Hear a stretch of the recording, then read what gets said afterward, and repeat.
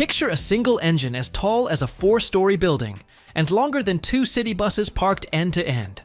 It weighs 2,300 tons. That's more than 350 full-grown elephants stacked into one machine. One piston inside it is taller than a man. The crankshaft alone weighs 300 tons. And when it runs, it puts out over 107,000 horsepower, turning a propeller bigger than a house. This is the largest engine human beings have ever built, and almost nobody has ever seen one in person. And here's the thing, nobody tells you. This monster turns over slower than the second hand on your watch, and that's exactly why it can move a ship the size of a city block. Watch to the end, because the part that holds the whole thing together is forged in a way only a few factories on Earth can pull off. Start with the scale, because the numbers don't feel real until you stand next to them. The biggest of these engines, the Wärtsilä-Sulzer RTA96-C, stands almost 44 feet tall and nearly 90 feet long. Walking from one end to the other is about 30 paces, and it weighs 2,300 tons, the same as 11 fully loaded railroad locomotives. Compare that to your car. Yours makes maybe 200 horsepower. This thing makes over 107,000, more than 500 family cars bolted into one block of steel. And it doesn't scream like a race car. It thumps, slow, heavy, deliberate. At full power, it turns just 102 times a minute. Your kitchen blender spins 100 times faster than the most powerful engine on the planet. That's the whole trick. Brute force, almost no speed. So, how do you build something this big? You don't pour it in one piece. Nobody can. The block, the cylinders, the crankshaft, the pistons, every part comes from a different forge, and some are the only ones in the world that can do the job. It starts in the foundry. The bed plate the whole engine sits on gets poured from molten iron at around 2,600 degrees. A single casting can weigh dozens of tons, and it takes a crane just to move the empty sand mold. When the iron pours, it glows white and runs like water. Then it sits, for days, cooling slowly, because if you rush it, the metal cracks from the inside, and a crack you can't see at the factory will tear the engine apart at sea. One flaw, and a ship loses power in the middle of the ocean. Now we get to the part the engineers lose sleep over, the crankshaft. This is the spine of the engine, the steel bar every piston pushes against to turn the propeller. And on the biggest engines, it weighs around 300 tons, all by itself. 300 tons. Heavier than the Statue of Liberty. You can't cast a part like this, because cast metal is brittle, and this shaft takes a beating every second the engine runs. So it has to be forged. They heat a block of solid steel until it glows orange, then a press squeezes it with thousands of tons of force, hammering the grain of the metal into shape so it survives decades of pounding. It comes in sections, each machined to a tolerance finer than a sheet of paper. Only a handful of foundries on Earth can forge a shaft this large. This single part is why these engines can't just be built anywhere.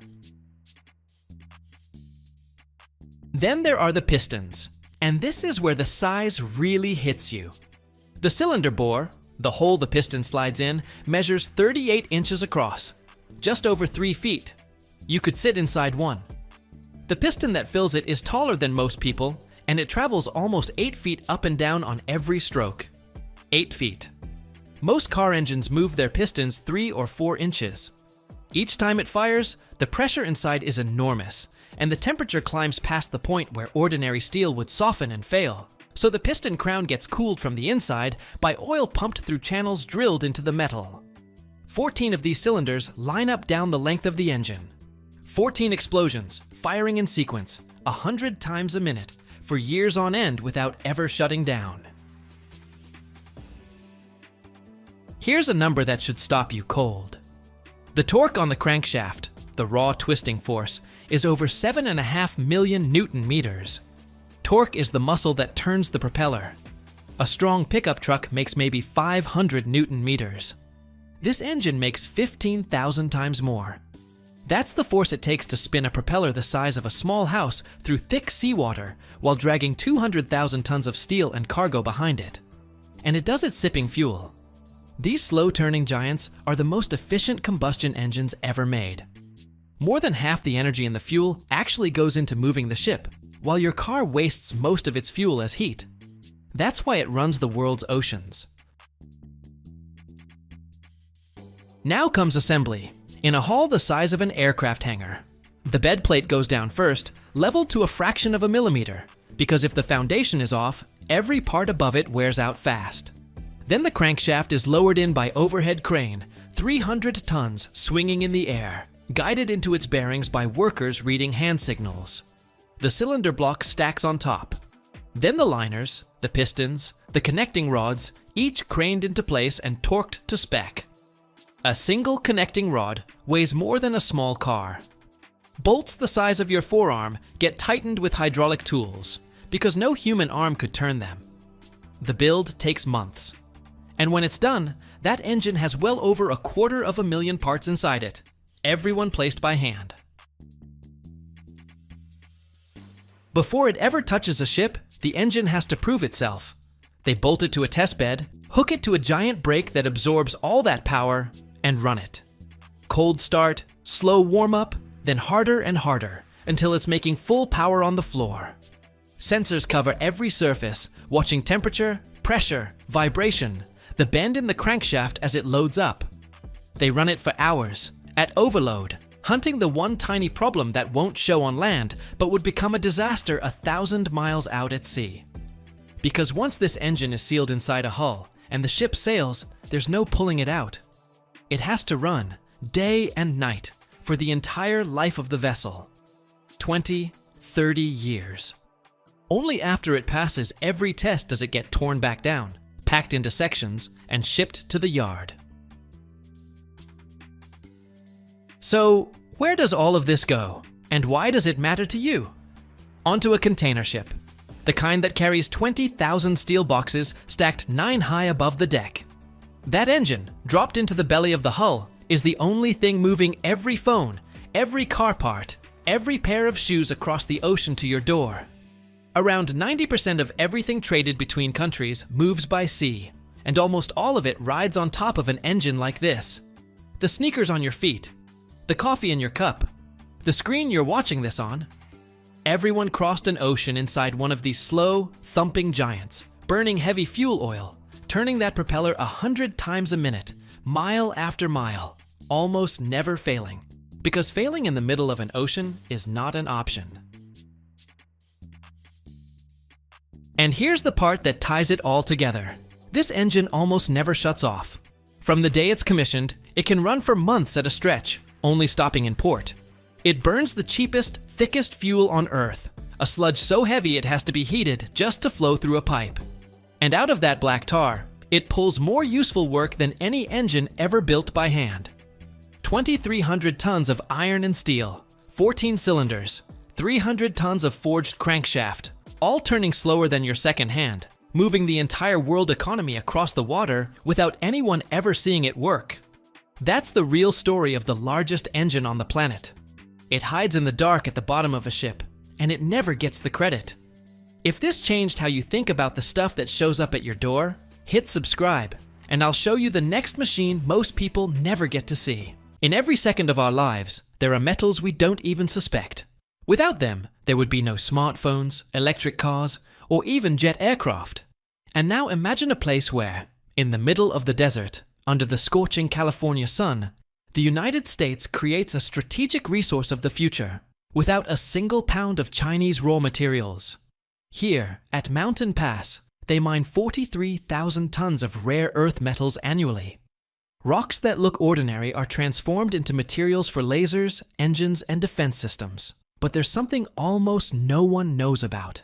And if you watch till the end, you'll understand why this dust from the desert can change the world.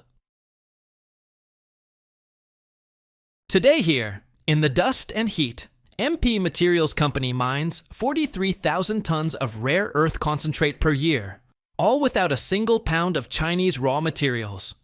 For a country that for decades depended on imports from China, this is a strategic breakthrough. The main star of this place is basnasite, a mineral that looks like an ordinary stone, but contains treasures inside: lanthanum, cerium, neodymium, and praseodymium. These very elements give life to modern magnets, lasers, electric cars, and jet aircraft. Everything begins in the depths of the quarry. Huge excavators and 300-ton trucks carry rock to the crusher. Next comes the flotation process, similar to a magic sieve. Crushed ore is mixed with water and special reagents. All this turns into foam, and bastnasite particles float to the surface, while waste settles to the bottom. After flotation, bastnasite goes for chemical expertise. In MP Materials laboratories, it's transformed into concentrate, and then into individual elements. This is a complex sequence of extractions and washes, where each metal chooses its own path.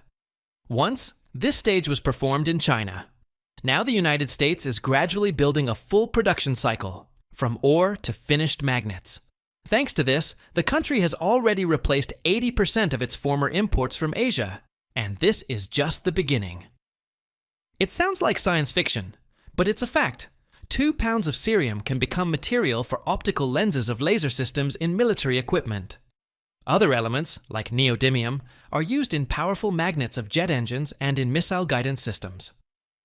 All this means that every ton of ore from Mountain Pass isn't just raw material. It's a piece of American defense independence. The California desert isn't just scorched by the sun, it's politically charged. Mountain Pass is a symbol of a new era where technology and geopolitics merge. Today, American engineers, in hard hats and safety glasses, are literally building their own supply chain of the future, step by step displacing the Chinese monopoly. Just as in the 60s, when the United States first launched a satellite, now they're trying to be first to build an independent rare earth elements industry. And it all starts right here, among the sands, where it was once quiet, but now machines rumble, and the fire of smelting furnaces glows. If you gather all the rare earth elements mined here per year, it's 43,000 tons of concentrate. Outwardly ordinary dust, but actually strategic raw material, more valuable than gold. And if this dust were transformed into finished products, it would power more than 100,000 electric vehicles, those that race without a drop of gasoline thanks to neodymium magnets in motors. The same metals would ensure the operation of hundreds of guidance systems for F-35 fighters, where precision depends on microscopic lasers and sensors. And also, tens of thousands of medical lasers used for eye surgeries or to stop bleeding in military hospitals. The irony is that Mountain Pass isn't a megapolis or a Silicon Valley laboratory, but a patch of land in the middle of the desert. But it's precisely this place that's becoming a PowerPoint again. Every kilogram of cerium mined here is a potential lens for lasers in defense systems. Every gram of neodymium is a piece of an engine for an electric car or satellite. It's worth talking separately about cerium. Cerium isn't just another metal on the list of rare earth elements. It's one of those that sits quietly beneath the surface of technologies, but without it, the modern world would look completely different. Imagine a desert quarry, drilling rigs, machine cries, and dust.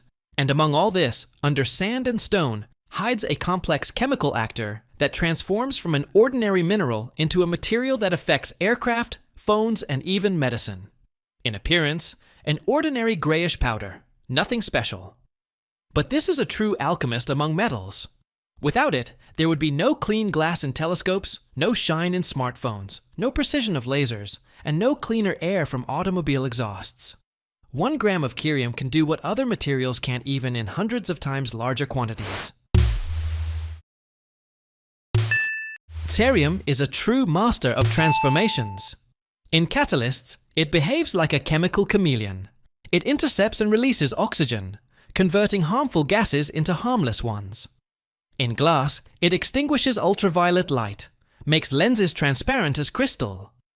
Its oxide polishes phone screens, cameras, optical devices, literally erasing microscopic scratches from surfaces to perfect smoothness. Among workers at the plant, there's a joke. Without cerium, the world wouldn't shine. And there's truth in this. Because when it gets into engineers' hands, everything around starts to shine. Literally. It helps see farther, move faster, burn cleaner, heal more precisely. All this, from desert dust, from a place where heat reaches 110 degrees Fahrenheit, and wind sweeps away traces in a few minutes, as a symbol that even in the driest desert, the future can be born. Mountain Pass was once just a point on the map, the only mine of this type in all of North America.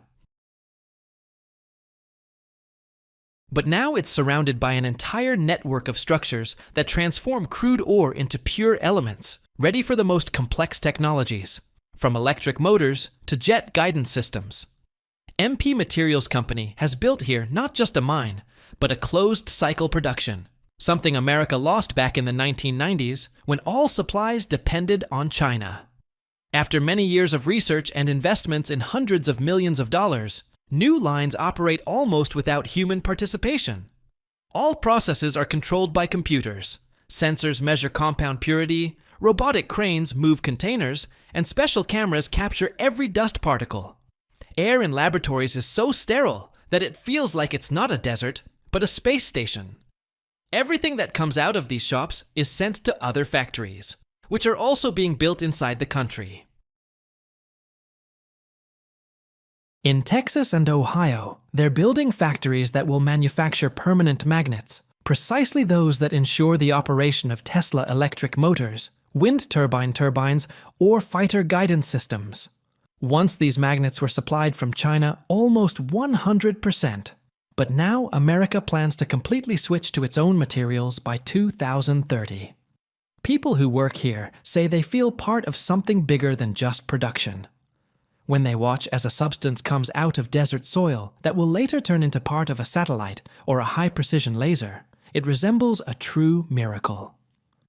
Next to the quarry grow warehouses, laboratories, transport hubs, and on the horizon, also solar panels that power this giant. After the mine closed in 2002, when Chinese companies effectively monopolized the rare earth elements market, only a few dozen workers remained in the Mountain Pass area, maintaining security and basic infrastructure. The nearby settlement declined. Stores closed, roads overgrew with weeds, and local families moved out to look for work. When in 2017, MP Materials Company bought out the assets and launched a modernization program, the situation began to change literally from scratch. Over several years, more than 800 jobs were created at the enterprise itself, not counting hundreds of related ones, in transport, chemical supply, technical service, energy, and even local services. In neighboring towns, cafes reopened, schools received funding, and roads, repairs.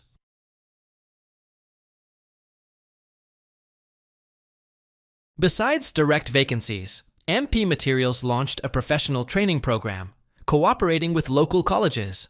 Graduates of technical specialties can now do internships right at the modern processing plant, where they learn to work with automated lines, flotators, hydrocyclones, and chemical separation systems. Interestingly, jobs here are very diverse, from geologists, chemical engineers, process operators, to programmers and data analysts who control plant operations through digital panels. Each shift means tens of thousands of parameters read by sensors in real time. In a broader sense, the revival of Mountain Pass has become a symbol of the return of American manufacturing, which for decades was exported abroad. Against the background of political statements about reshoring and strengthening the internal supply chain, this project is often cited as proof that even in the desert, you can create a modern, profitable, and stable industry. Every year, machines are built around the world so massive and powerful that a single one could supply electricity to an entire city, and costs as much as dozens of private jets. But what if I told you that inside this colossal structure, there are parts machined with precision, thinner than a human hair, and that one tiny mistake could cost millions of dollars or even destroy everything? Today we're going inside a place almost no one gets to see, the heart of turbine manufacturing. And trust me, what you're about to see will completely change how you think about engineering, if you stick around till the end. Let's start with the fact that there are two main types of these turbines, and they work on very different principles. First, the steam turbine. You'll find these at nuclear and thermal power plants, on massive tankers and icebreakers. Second, the gas turbine. It's more like a giant jet engine without wings, and lives mostly at gas-fired power plants and on some military vessels. Here at the factory they make both types, but we're heading first to the steam ones, because they're older, more massive, and look like they were invented 2 centuries ago. Which, actually, they were, but they're still very much around. How a steam turbine works: short and formula-free. There's a boiler that heats water into pressurized steam at anywhere from 800 to 3,000 pounds per square inch. This steam, hot, pressurized, angry, blasts through nozzles onto rotor blades. The blades start spinning. The rotor spins the shaft. The shaft spins a generator or a ship's propeller. The steam cools down, condenses back into water, and returns to the boiler. The cycle is closed. Sounds simple, but for this simple not to explode into pieces and to run for 3 years without major repairs, you need all of this around me. The first shop they take me to is the foundry. This is where every turbine begins. The casing, the outer shell that holds all the internal components under pressure, is cast from alloy steel or cast iron, depending on operating parameters. For steam turbines in large power plants, the casing is cast in 2 or 3 tiers, and each tier is a separate mold. The mass of 1/2 of a casing can reach 60 to 80 tons.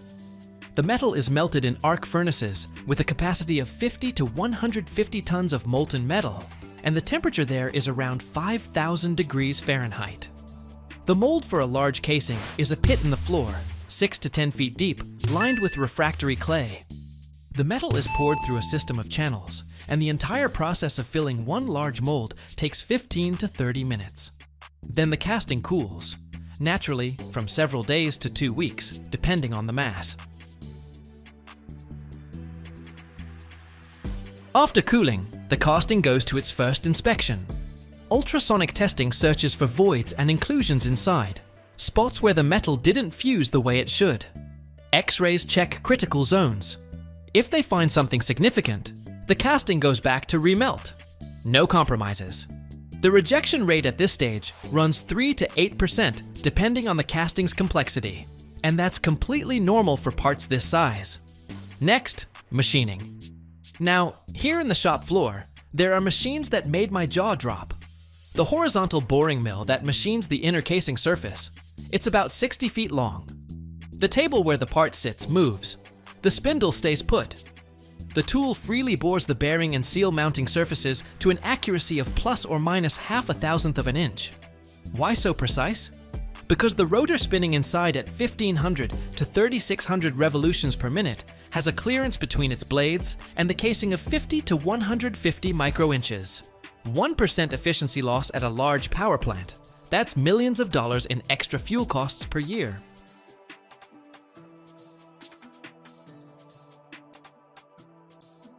The rotor is the star of this story. It's a shaft carrying discs with blades, and it's the most complex part of the entire turbine. The shaft for a large steam turbine is a forging made from special chromium molybdenum vanadium steel, 20 to 40 feet long and weighing 20 to 60 tons in its rough state. A forging means you take a red-hot ingot of metal and just hammer it with a press weighing 5,000 to 50,000 tons to give it the shape you need. The grain structure of the metal during forging gets oriented along the shaft's axis. That's how you achieve torsional strength. After forging, the shaft goes through heat treatment again, then heads to the machine shop. Turning takes 2 to 4 weeks of continuous work on a lathe that's nearly 70 feet long. Chips fly, coolant flows, and machining away from that massive blank reveals the sleek shaft you saw in the drawings. This is the part where I'm always amazed. A gigantic component, yet precision like a watch mechanism.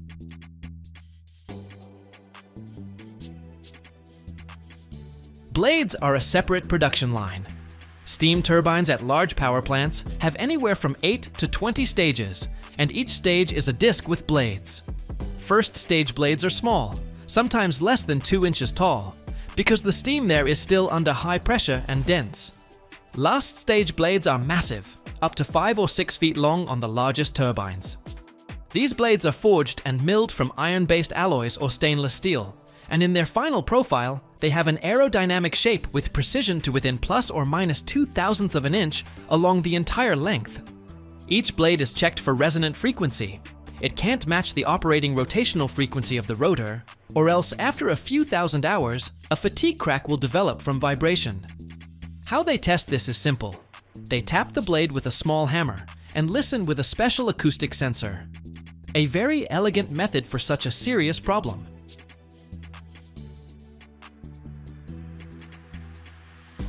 Assembling the rotor. This is when it starts to feel like an operating room. Bladed discs get mounted onto the shaft using shrink fitting. The disc gets heated to 300 to 400 degrees Fahrenheit. It expands, slides onto the shaft, then cools and grips the shaft with a force no bolt could ever match. No threads, no glue, just temperature difference and precision sizing. The interference fit when cold, 1 to 3/1000 of an inch per inch of diameter. After assembly, the rotor gets balanced, and this takes 1 to 3 days. Balancing happens on a specialized rig, where the shaft spins on bearings while sensors register vibration. If there's any imbalance, metal gets removed from certain spots, or balancing inserts get installed. Allowable residual vibration on a large rotor, fractions of an ounce per inch of radius. If you think that's strict, you're thinking right.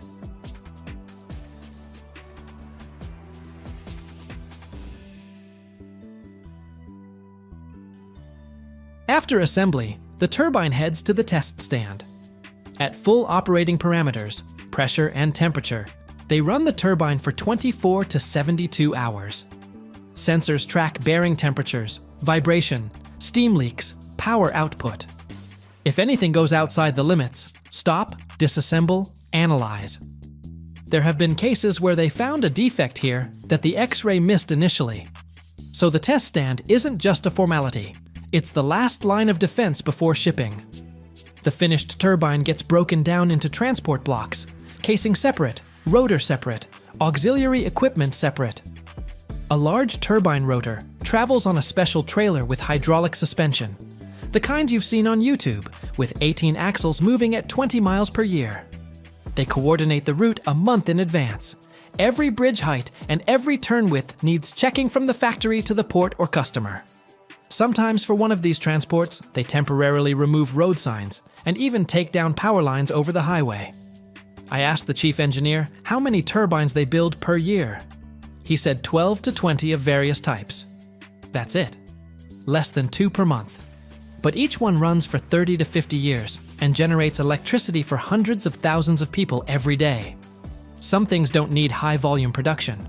Every year, the world melts down more than 16 million tons of silicon metal, a material without which modern civilization would simply grind to a halt. It makes steel stronger, aluminum lighter, and solar panels possible. But here's something almost nobody knows. To create just 1 ton of this metal, furnaces operate at temperatures exceeding 5,400 degrees Fahrenheit and consume as much electricity as hundreds of American households use in a month. So why does this silent giant hide a diamond structure inside? And what discovery about silicon will change your understanding of technology if you stick around till the end? Industries use metallurgical-grade silicon as a foundational material for creating ferroalloys, particularly ferrosilicon, which gets added to steel to improve its strength, corrosion resistance, and ability to withstand high temperatures. How steel deforms, its elasticity and behavior under load largely depend on how silicon dissolved in the metal matrix behaves. Metallurgical silicon is also critical for producing aluminum alloys, where it's responsible for reducing weight and improving the alloy's ability to maintain its shape when heated. For example, in cast aluminum parts for automobiles, the silicon content can reach anywhere from 12 to 14% by weight. Another key application is obtaining purer silicon suitable for electronics and photovoltaics. Metallurgical-grade silicon serves as the starting point for producing polysilicon, which gets purified to impurity levels in the parts per billion range. This ultra-pure material is what they use to form ingots and wafers for microchips and solar panels. Demand in this sector has shot up dramatically in the US over recent decades, driven by renewable energy expansion and the needs of data centers. To put the scale in perspective, manufacturing a single solar panel module that's about 11 square feet requires roughly 6 or 7 pounds of silicon in the form of high-purity polycrystalline material. Metallurgical-grade silicon has additional applications too. It's used in chemical manufacturing to synthesize silicones, which are needed for sealants, lubricants, medical devices, household products, and electrical insulation components. It serves as the starting material for silanes, compounds that act as coupling agents between organic and inorganic materials, ensuring stronger surface bonding in composites. Certain types of silanes are used as part of adhesives and coatings that help extend the service life of structures in humid or corrosive environments. Technological progress constantly raises the bar for metallurgical-grade silicon, since purity, grain size, and consistency of properties directly impact the quality of the final product. In American industry, research continues on optimizing electric arc furnaces to cut energy consumption, as well as on utilizing carbon monoxide byproducts. On top of that, companies are developing ways to recycle silicon production waste to bring part of the material back into the cycle and reduce emissions tied to mining fresh quartz. All of this makes metallurgical-grade silicon one of the foundational industrial materials. Without it, modern electronics, transportation, and energy sectors couldn't keep up their current pace of development. To turn mineral oxide into metal, you need extremely high temperatures and a carefully controlled reduction reaction. This is done in large electric arc furnaces that operate at massive temperatures and consume enormous amounts of electricity. The furnace is loaded with crushed quartz along with carbon-based reducing agents. Most commonly, these are charcoal, coke, or various carbon briquettes, selected to ensure stable combustion and the right reactivity. Powerful graphite electrodes create an arc that heats the center of the furnace to approximately 5,430 degrees Fahrenheit. Under these conditions, ordinary rocks transform into active participants in the reaction. Silicon dioxide reacts with carbon, and as a result, oxygen is removed from the oxide. Gaseous carbon monoxide forms, while pure silicon transitions into a liquid state. The molten material is heavier than the surrounding charge, so it slowly settles to the bottom of the furnace, accumulating as a metallic mass. Once enough silicon is collected, it's released into special crucibles or troughs. As it cools down, the liquid metal solidifies into solid ingots, which are then crushed into smaller pieces that are easier to transport and process further. At this stage, it's crucial to maintain conditions that prevent impurities from oxidizing again or mixing with the cooled silicon. The raw material obtained at this point already has commercial purity of around 99%. This level of purity works fine for ferroalloys, but it's not enough for more demanding applications. Next comes the stage of refining the metal to higher purity. Silicon can be remelted in a vacuum or under an inert atmosphere, using various methods like sorption, zone melting, or chemical purification. The main goal here is to get rid of impurities like iron, aluminum, calcium, and sometimes phosphorus and boron. The impurity content is controlled with precision down to parts per million, because even a tiny amount of foreign elements can seriously affect the electrical properties of the final product. After purification, you get metallic silicon with the characteristics needed to produce alloys, silicones, or even purer polysilicon. The production process itself is energy intensive, so it's critical that the method ensures minimal heat loss and makes the most efficient use of electrical power. Modern furnaces come equipped with heat recovery systems and electrode feed control. This helps cut down overall energy consumption and boost productivity. Process optimization is a big deal here, because on average, making 1 ton of metallic silicon requires about as much electricity as several hundred American households use in a month. The quality of quartz sand plays a crucial role too. The purer the initial silicon dioxide, the fewer purification stages are needed after melting. Quartz with high impurity content can lead to increased energy consumption and greater furnace wear. That's why deposits supplying raw materials for the silicon industry must meet strict standards for chemical purity and mechanical uniformity of the material. Silicon, though it doesn't have gold's shine, is a true geochemical giant, an absolutely irreplaceable element. In terms of abundance in Earth's crust, it holds an honorable second place, losing only to a non-metal, oxygen. This means that, essentially, we live on a massive silicon-oxygen planet. It's hard to wrap your head around this, but this substance makes up a colossal 27.6% of our planetary crust's mass. Just imagine, almost every fourth ton of material we see beneath our feet is silicon or its compounds. It forms the backbone of entire mountain ranges and serves as the building material for countless minerals called silicates. This element isn't just filler, it's the foundation of our entire modern civilization. As a semiconductor, it powers every chip, processor, and transistor inside your phone, computer, and car. Silicon is the gray eminence of our planet and our technological age. Quiet, abundant, but absolutely omnipotent. Its extraordinary purity is essential for microelectronics, making it one of the most demanding materials in the world. If you pick up any rock or handful of sand, you're holding an entire silicon factory. We all live on a massive silicon planet, not just a water one. Silicon could have been super expensive and sparkly, but it chose the humble path of being a semiconductor to run all the world's electronics instead. Why am I saying this? Because pure silicon has the exact same crystal structure as diamond. To put it simply, why silicon with the same structure as diamond isn't actually a diamond comes down to two key differences: atom size and bond strength. Diamond is made of carbon atoms, while silicon is made of silicon atoms. Plus, a carbon atom is tiny, whereas a silicon atom is much bigger. Even though both elements form the same spatial lattice, silicon atoms, being larger, force the whole structure to expand.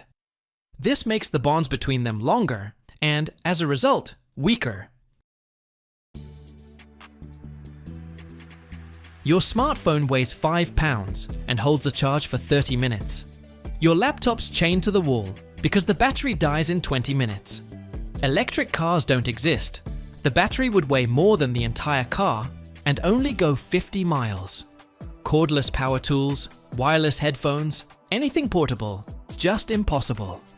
All because we never figured out how to mine and refine one soft, silvery metal that stores more energy per pound than any other practical battery chemistry. Without this metal, we'd still be stuck with 70s technology. Nickel-cadmium batteries that weigh 10 times more, last 10 times less, and leak toxic heavy metals. Your phone would need a brick-sized battery. Today, we're going inside a facility in Nevada, where this metal is extracted from ancient underground brine, and I'll show you what properties make it irreplaceable and what the world looks like if we have to use something else. The Albemarle lithium facility at Silver Peak, Nevada, sits in a desert valley 190 miles northwest of Las Vegas, and has been producing lithium continuously since 1966. 10,000 feet beneath the surface lies a massive geothermal brine reservoir containing dissolved lithium chloride that's been concentrating for millions of years. The facility pumps this brine and processes 6,000 tons of lithium carbonate annually. If lithium had never been discovered, all batteries would use nickel-cadmium or lead-acid chemistry. A lithium-ion battery stores 160 watt-hours per kilogram. Nickel-cadmium stores 40. Lead-acid just 30. To match a modern iPhone battery, you'd need 2.5 pounds of nickel-cadmium instead of 2 ounces. The phone becomes a brick. Mobile computing doesn't exist. The first stage pumps geothermal brine from wells drilled 10,000 feet deep.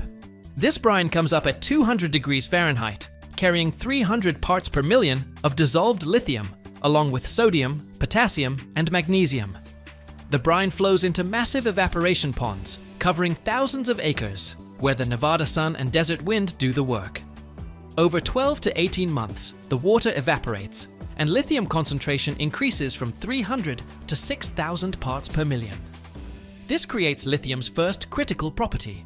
Extreme reactivity makes it the lightest metal that can store electrical charge. Lithium atoms give up electrons more easily than any other practical metal, exactly what you need in a battery anode. Without this, you'd need heavier metals like nickel or cadmium, which means heavier batteries for the same energy. After evaporation, the concentrated brine moves to a chemical plant where it's treated with sodium carbonate to precipitate lithium carbonate as a white powder. This powder is washed, filtered, and dried to 99.5% purity. Lithium carbonate looks like fine white sand, ready to ship to battery manufacturers. Lithium's voltage characteristics become critical here. A lithium-ion cell operates at 3.7 volts. Nickel-cadmium runs at 1.2 volts. To match lithium's voltage, you'd need 3 times as many nickel-cadmium cells wired in series, tripling the weight and complexity. A 6-cell lithium laptop battery would require 18 nickel-cadmium cells. A 1-pound battery pack would weigh 7 pounds, making laptops impossible to carry.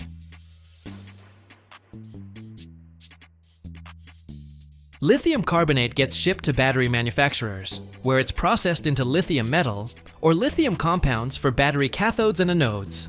Modern lithium-ion batteries use lithium cobalt oxide or lithium iron phosphate for the cathode and graphite with embedded lithium for the anode. During charging, lithium ions move from the cathode to the anode through the electrolyte. During discharge, they move back, generating current. This reversible movement creates unmatched energy density. A lithium-ion battery handles 1,000 cycles while retaining 80% capacity. Nickel-cadmium manages 500 cycles. Lead-acid gets 300. Without lithium, devices need battery replacement twice as often, generating toxic waste because nickel-cadmium contains poisonous cadmium and lead-acid contains brain-damaging lead. Battery manufacturers shape lithium electrodes into thin sheets and stack them with separators, creating battery cells. Multiple cells connect to form packs for phones, laptops, cars, and tools. Each application demands specific energy density and safety features, but all depend on lithium's unique properties. Lithium's power-to-weight ratio is revolutionary.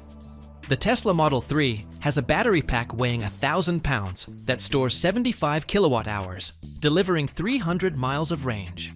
With nickel-cadmium, you'd need 6,000 pounds of batteries to match that energy, but the car weighs only 3,500 pounds total. The battery weighs more than the car. You can't build a practical electric vehicle. Tesla doesn't exist. Electric cars remain a failed experiment from the early 1900s.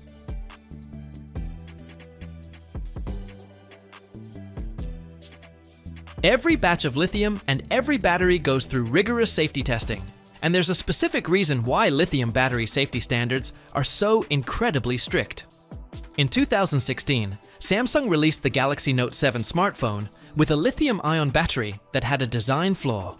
The internal structure allowed the positive and negative electrodes to touch under certain conditions, creating a short circuit. Samsung had to recall 2.5 million phones globally. The recall cost them $5.3 billion. Airlines banned the Note 7 on flights. The incident nearly destroyed Samsung's phone business and proved that lithium batteries demand perfect manufacturing with zero tolerance for defects. Today, every lithium battery undergoes crush testing, puncture testing, thermal cycling between -40 and 150 degrees Fahrenheit, overcharging, and internal short-circuit simulation. The rejection rate for lithium battery cells is around 8%.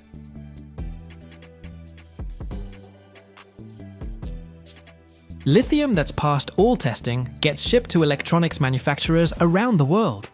The Silver Peak facility produces 6,000 tons annually, but global production is roughly 400,000 tons because demand is massive. Without lithium, portable electronics barely exist. Your phone stays plugged into the wall, like it's the 80s. Laptops are 20-pound luggables with 30-minute battery life. Wireless earbuds, cordless drills, e-bikes, drones, portable medical devices, none of it exists. Anything portable and electronic requires a gas generator or an extension cord. Electric vehicles are impossible. Every automaker tried EVs with lead-acid or nickel metal hydride batteries in the 90s and 2000s. All failed. Maximum range 60 to 80 miles. Batteries died after 2 years. Without lithium-ion, Tesla never gets started. EVs remain a failed technology, and we're stuck with gas cars with no viable alternative.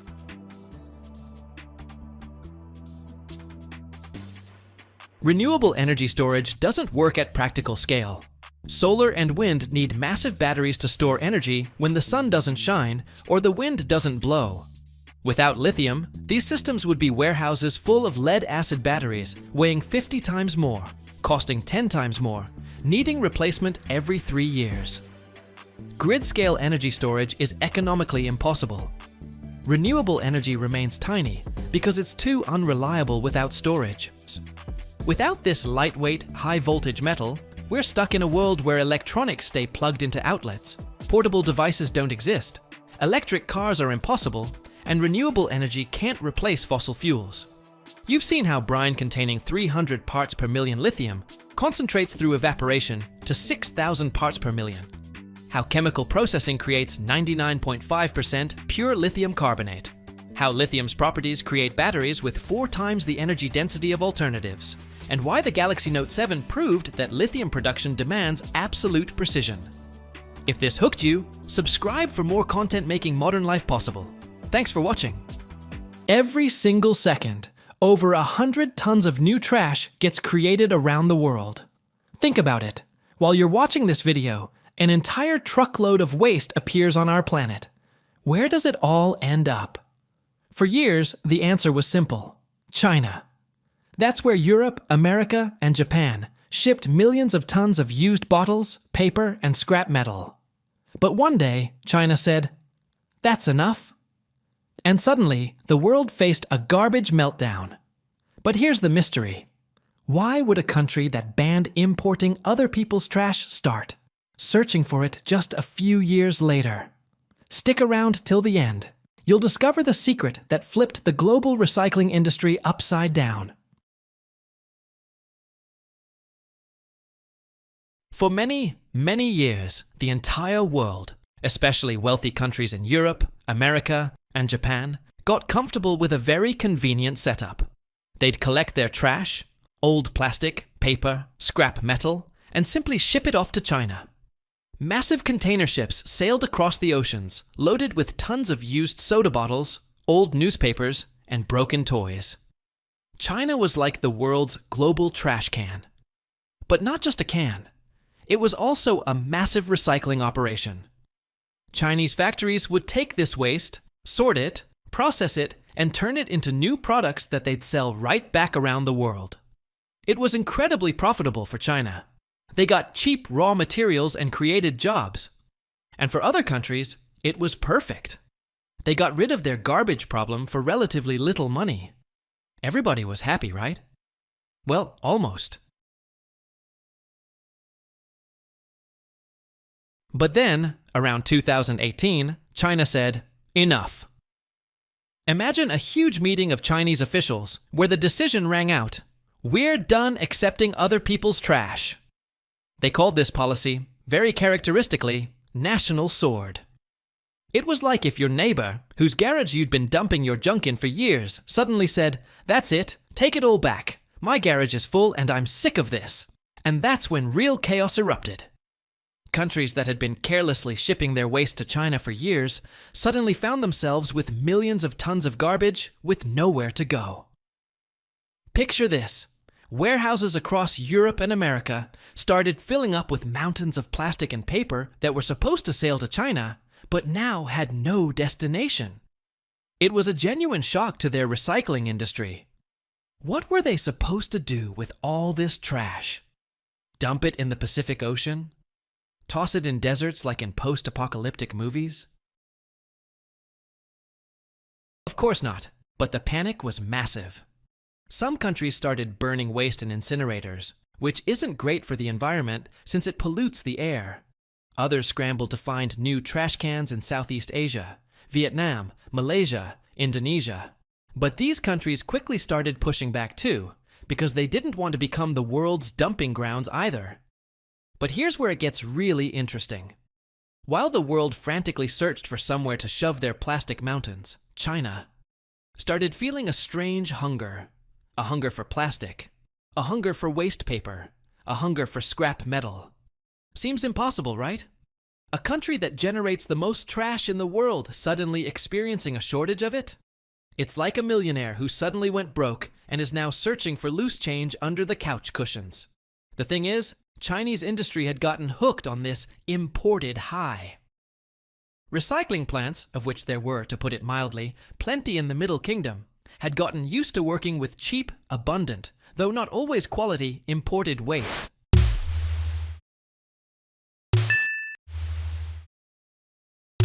Imagine a huge factory that processes tons of plastic bottles from Germany or the US every day.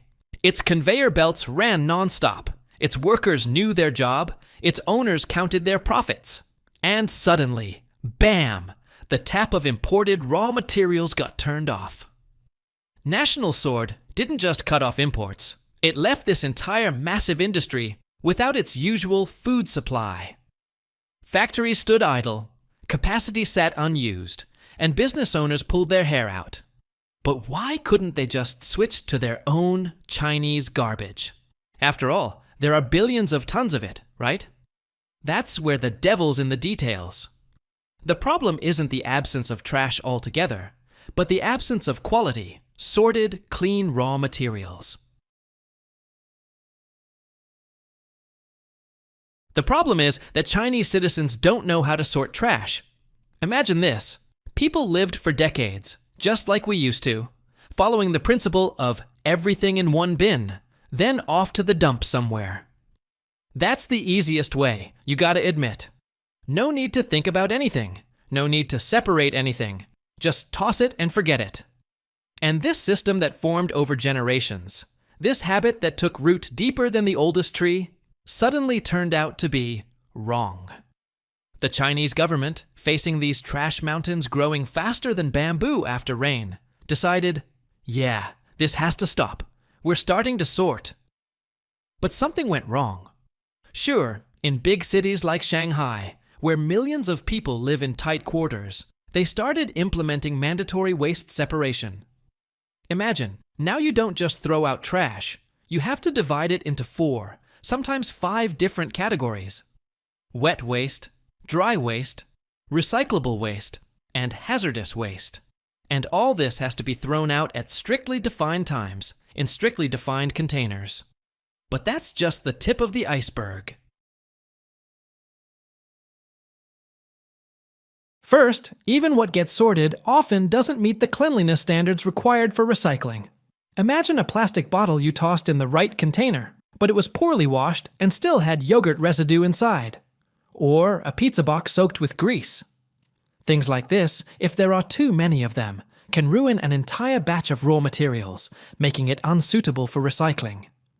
Recycling plants that previously worked with more or less standardized imported plastic that had already gone through initial sorting abroad suddenly faced Chinese reality, a mixture that requires additional, expensive cleaning stages, or simply gets rejected.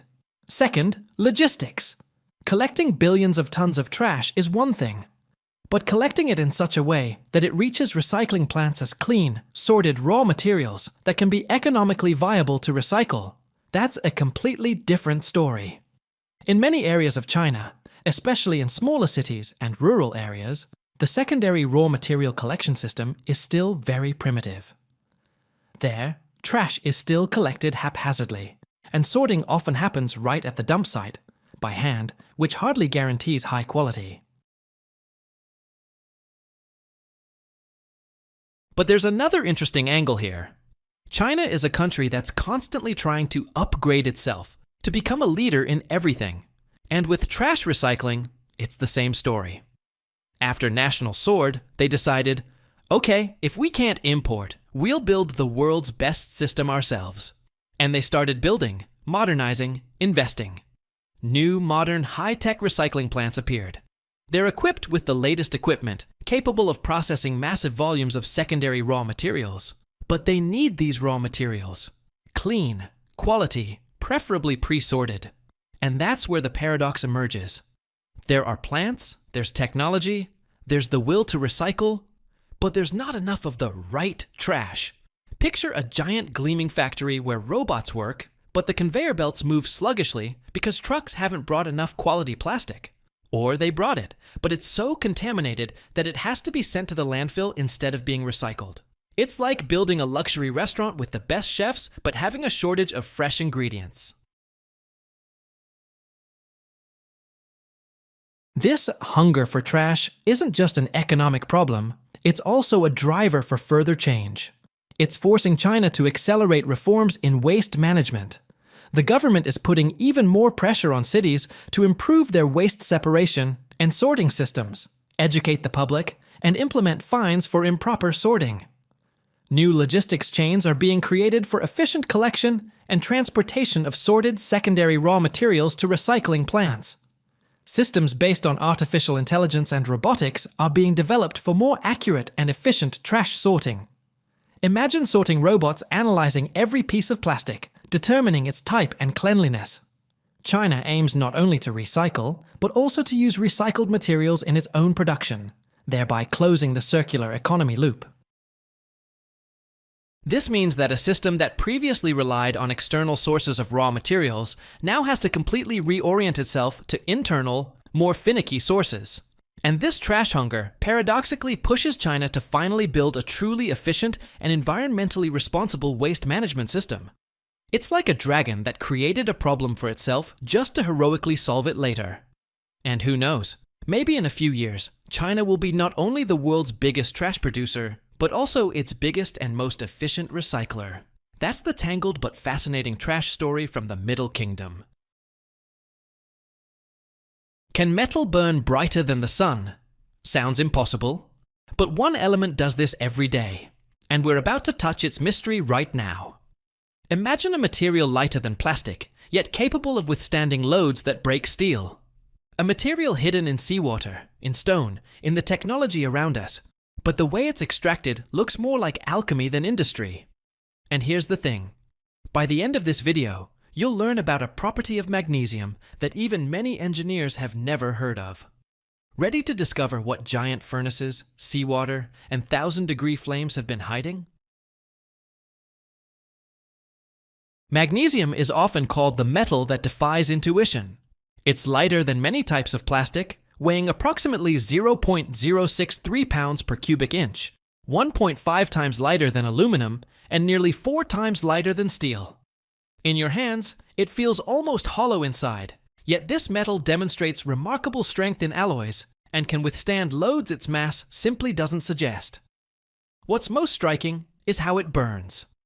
Given sufficient temperature, magnesium produces light so intense that its brightness reaches close to 3,500 degrees Fahrenheit, and watching the flame without protection is impossible.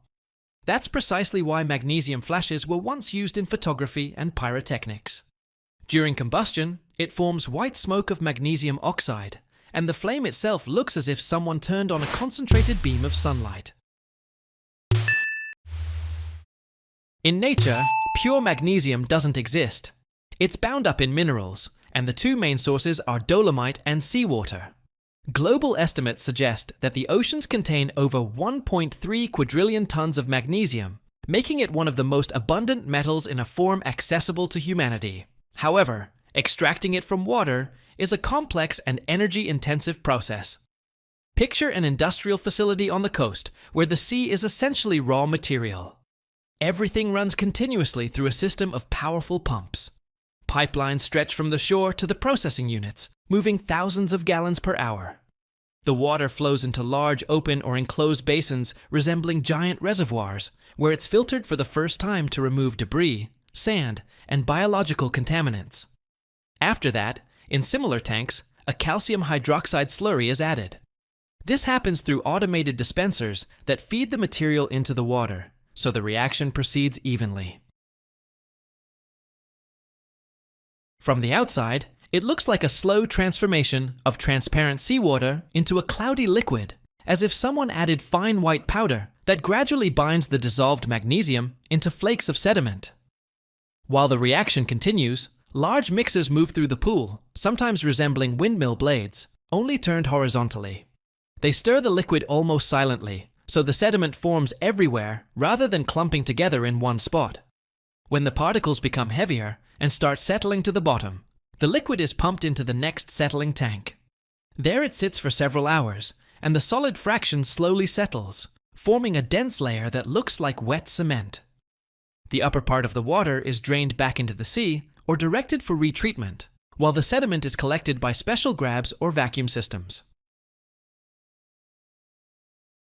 Then, the sediment is rinsed with fresh water and dried in powerful drying ovens that blow hot air at speeds capable of removing an entire layer of moisture in a minute. When the mass becomes brittle, it's moved to roasting furnaces. Inside, temperatures exceed 1,380 degrees Fahrenheit, and the material gradually transforms into magnesium oxide. From the outside, it looks like an endless white ribbon of powder, being fed by conveyor into the scorching chambers and emerging with a completely different structure. The final stage is electrolysis.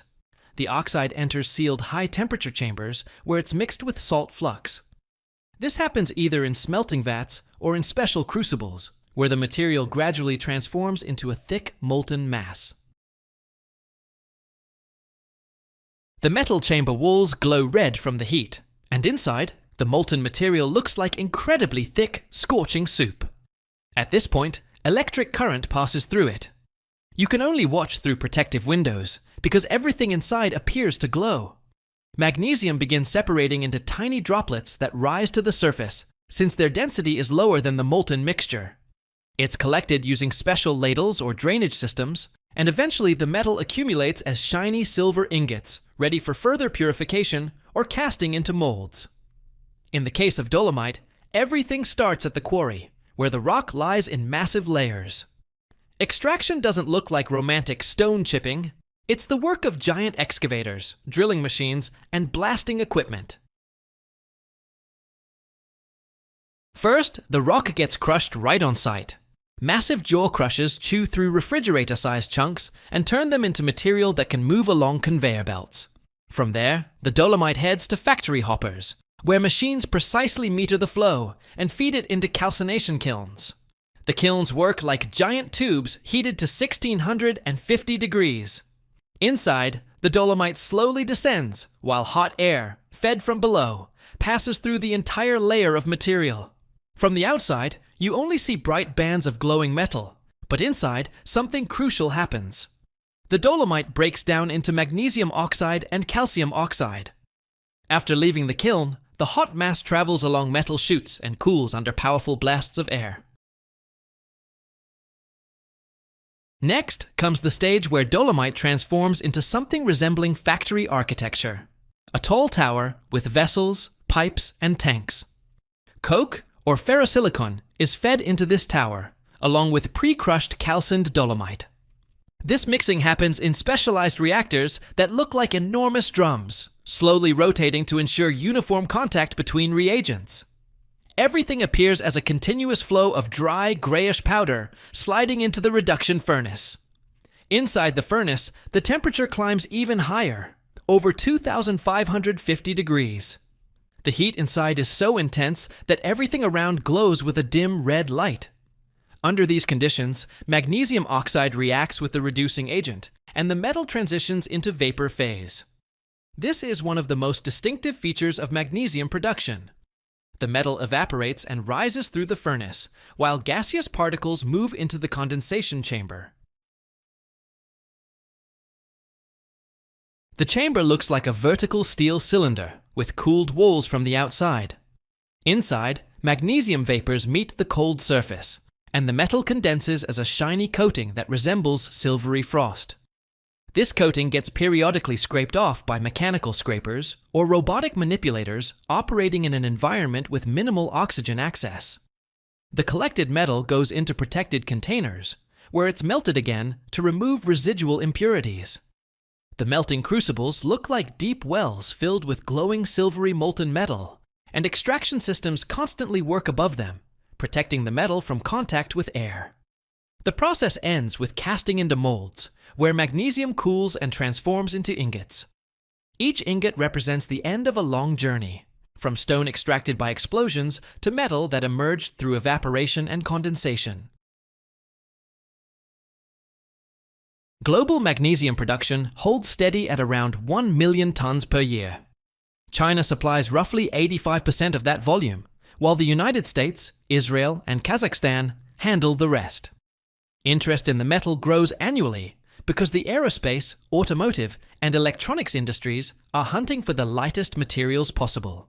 For example, using magnesium alloys in transportation cuts component weight by 20 to 35% compared to aluminum. That reduces fuel consumption and boosts overall efficiency. In electronics, magnesium shows up in laptop casings, camera bodies, and smartphones. It's not just light, it also absorbs vibrations well and dissipates heat effectively. In the United States, the share of magnesium in automotive parts has climbed from 3 pounds per vehicle 20 years ago to over 12 pounds in current models, and that figure keeps rising. Despite magnesium being lightweight, flammable, and extremely reactive, it's incredibly difficult to replace. It has a rare combination of mass, strength, and reactive properties that make it one of the most important structural metals of our time. And even though humanity has been producing it for only a century, the potential for its use hasn't come close to being exhausted. If current trends in aviation and electric vehicles continue, analysts predict global demand will reach 2 million tons within a decade. Today, I dragged you to a place so remote that cell service seems like technology from the distant future. And the main bosses here are massive excavators with wheels big enough to comfortably fit a small studio apartment. We're starting our journey at a nickel mine. Have you ever wondered where that perfect shine on a surgeon's scalpel comes from? Or why your pot doesn't turn into a pile of rust after cooking your first batch of borscht? The answer lies here, 1,600 feet beneath our feet. Nickel. This is the guy that makes steel tough and resistant to just about everything. But finding it?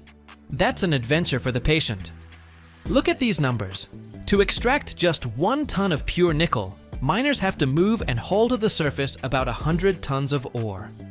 That means the useful metal content in this rock ranges from 1 to 3%. Massive underground machines load up rock that looks like ordinary gray stone, but hidden inside is the promise of future strength. One of these dump trucks carries 240 tons of rock at a time. That's the weight of roughly 40 adult elephants, if you like those kinds of comparisons. After we've brought the ore to the surface, it's got a long journey ahead to the processing plant. There, the stone gets crushed into fine sand, washed, sifted, and turned into concentrate. It's not metal yet, but it's getting close. Then this concentrate gets shipped to a metallurgical plant. And this is where things get really interesting. And really hot. We're standing inside a shop where electric arc furnaces are doing their thing. Here, temperatures climb to 3,000 degrees Fahrenheit. That's roughly 10 times hotter than your home oven when you're trying to roast that holiday duck. All this molten metal churns like fiery soup, glowing so bright that without special goggles, you really shouldn't look at it. Not if you plan on seeing anything else for the rest of your life. Into the furnace goes scrap iron, that same nickel, and one more critical player, chromium. Chromium is a whole story unto itself. For steel to officially earn the right to be called stainless, it needs at least 10.5% chromium. When this metal contacts oxygen, it forms an invisible, incredibly thin oxide film on the surface. It's so thin we can't even see it, but it becomes that impenetrable barrier that keeps the iron from oxidizing. So stainless steel doesn't rust, not because it's magical, but because it's already coated with a protective layer at the atomic level. Once the steel melts, it goes through a procedure called argon-oxygen decarburization. Sounds like the title of a PhD thesis, but the idea is pretty straightforward.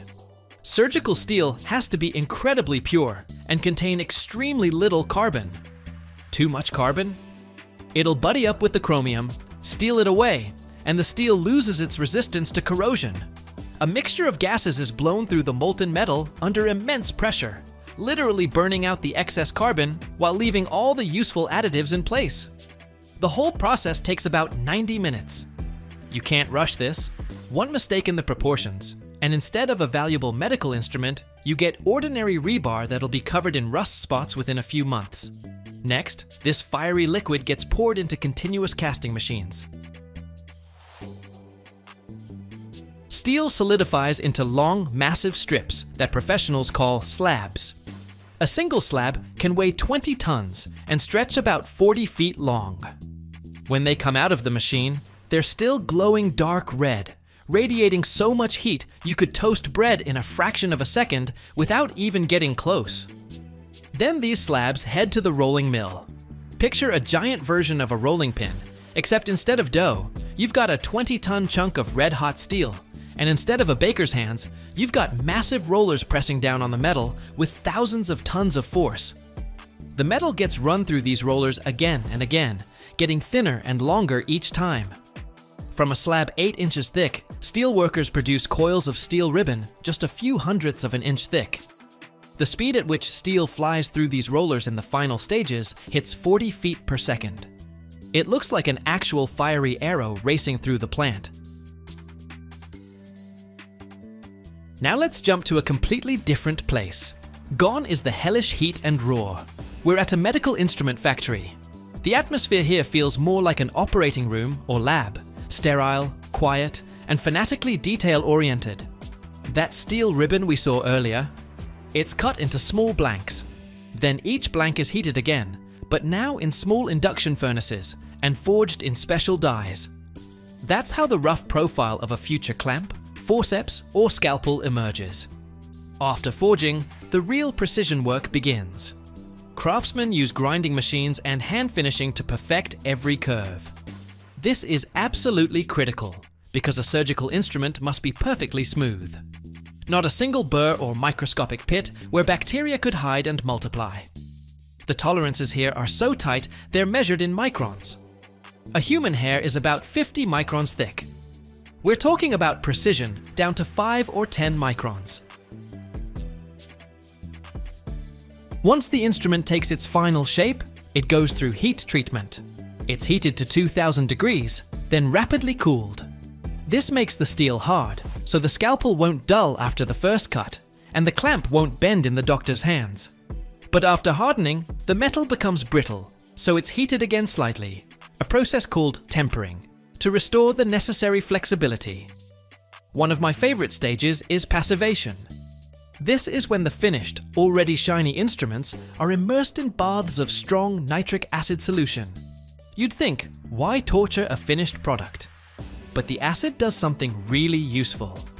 It dissolves any microscopic particles of regular iron that might have gotten on the surface from the machines or the craftsman's tools. This cleaning allows that same protective chromium film we talked about at the beginning to become even thicker and stronger.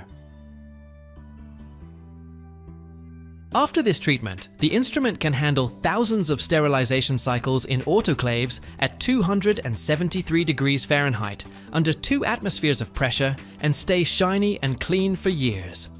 Let's crunch some numbers here, because they always help us grasp the scale of what's happening. The world produces about 50 million tons of stainless steel every year.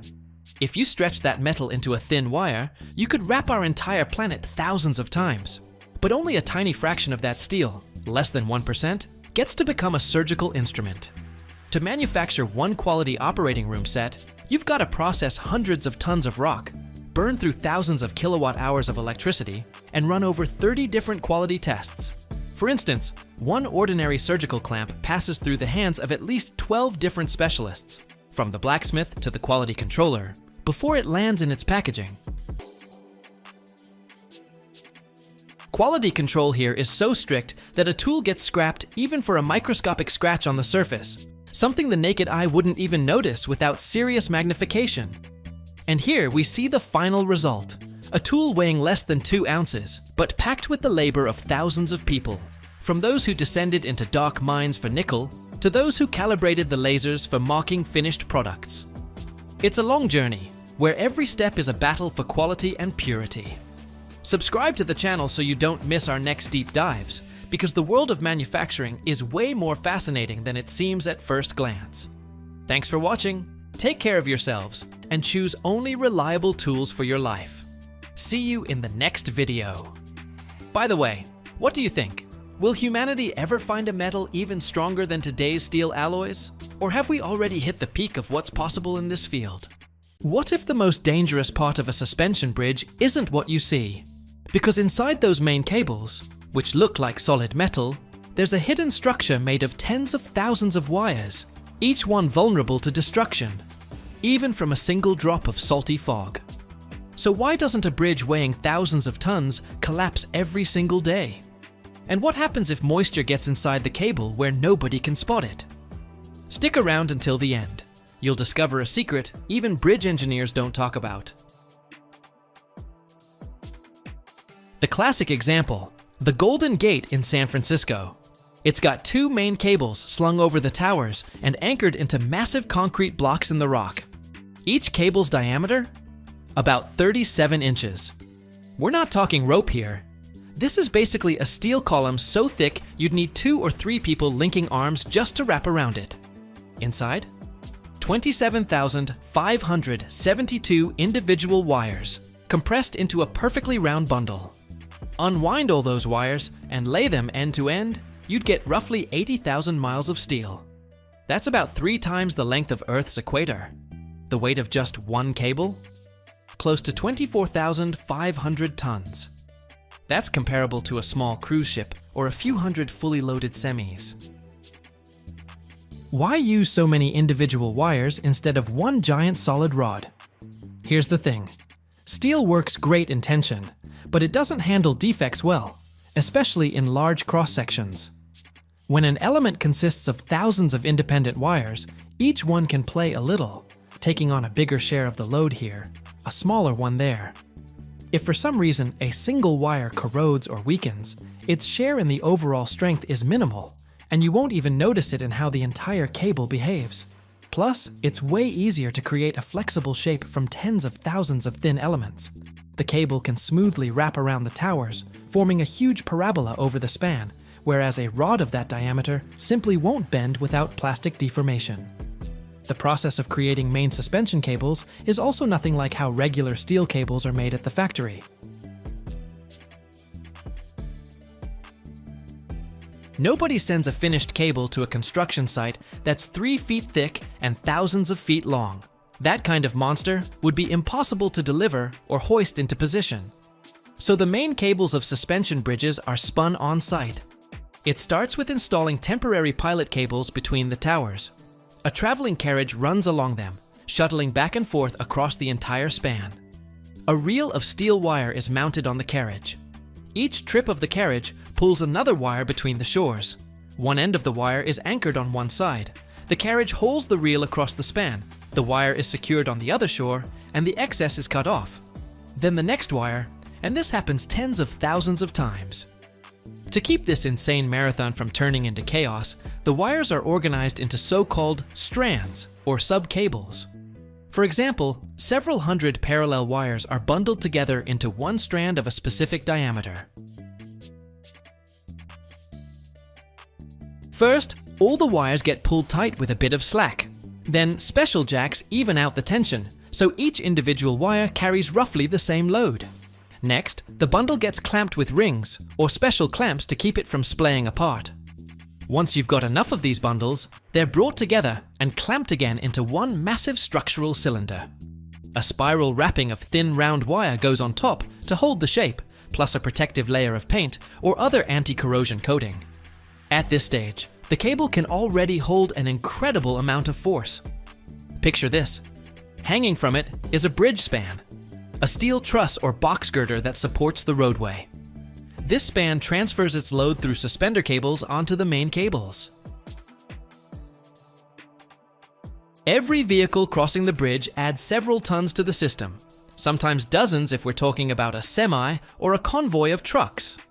Wind pushes against the structure's lateral surface with forces that can reach thousands of kilonewtons during a storm.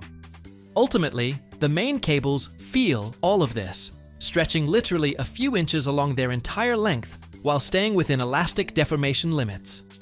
The beauty of a suspension bridge is that the cable works purely in tension, not bending or compression.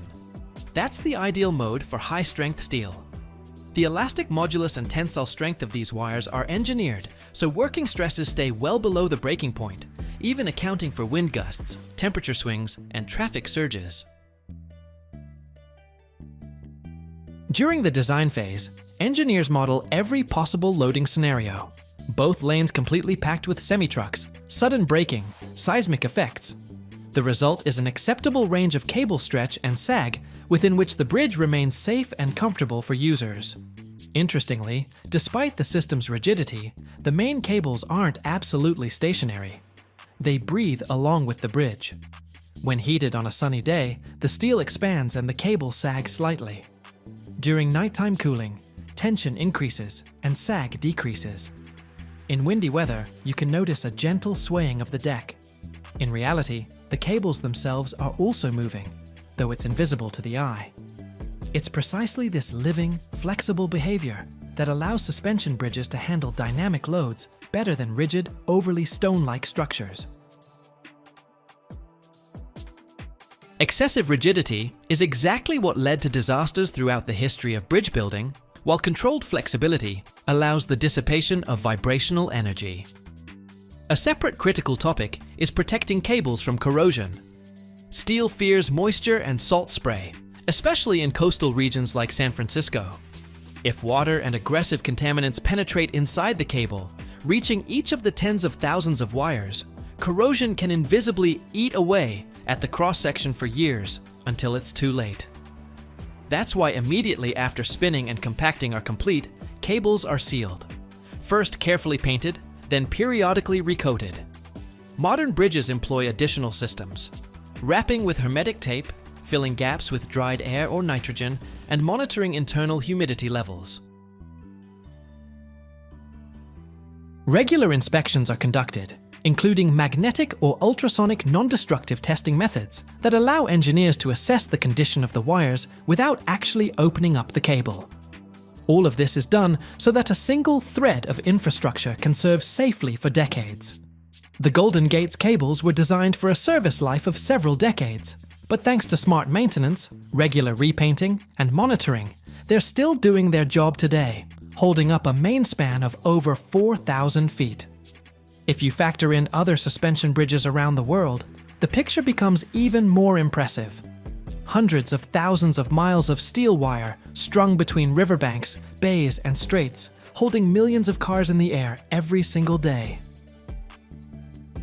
Using main cables made from thousands of steel wires is the standard for major suspension bridges, so the Golden Gate isn't alone here.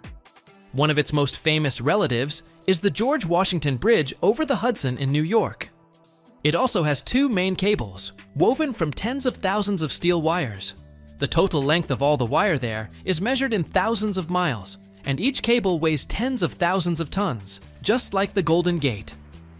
Similar technology was used on the Brooklyn Bridge, though it's older and combines a suspension design with stays. There, the main cables are also made up of a large number of thin wires, woven on-site rather than brought in as pre-made rope. Today's giants are built using the same principle. Take the Akashi Kaikyo Bridge in Japan, one of the longest suspension bridges on Earth. Its main cables? Made from thousands upon thousands of high-strength steel wires. String them all together, and you're looking at tens of thousands of miles of cable.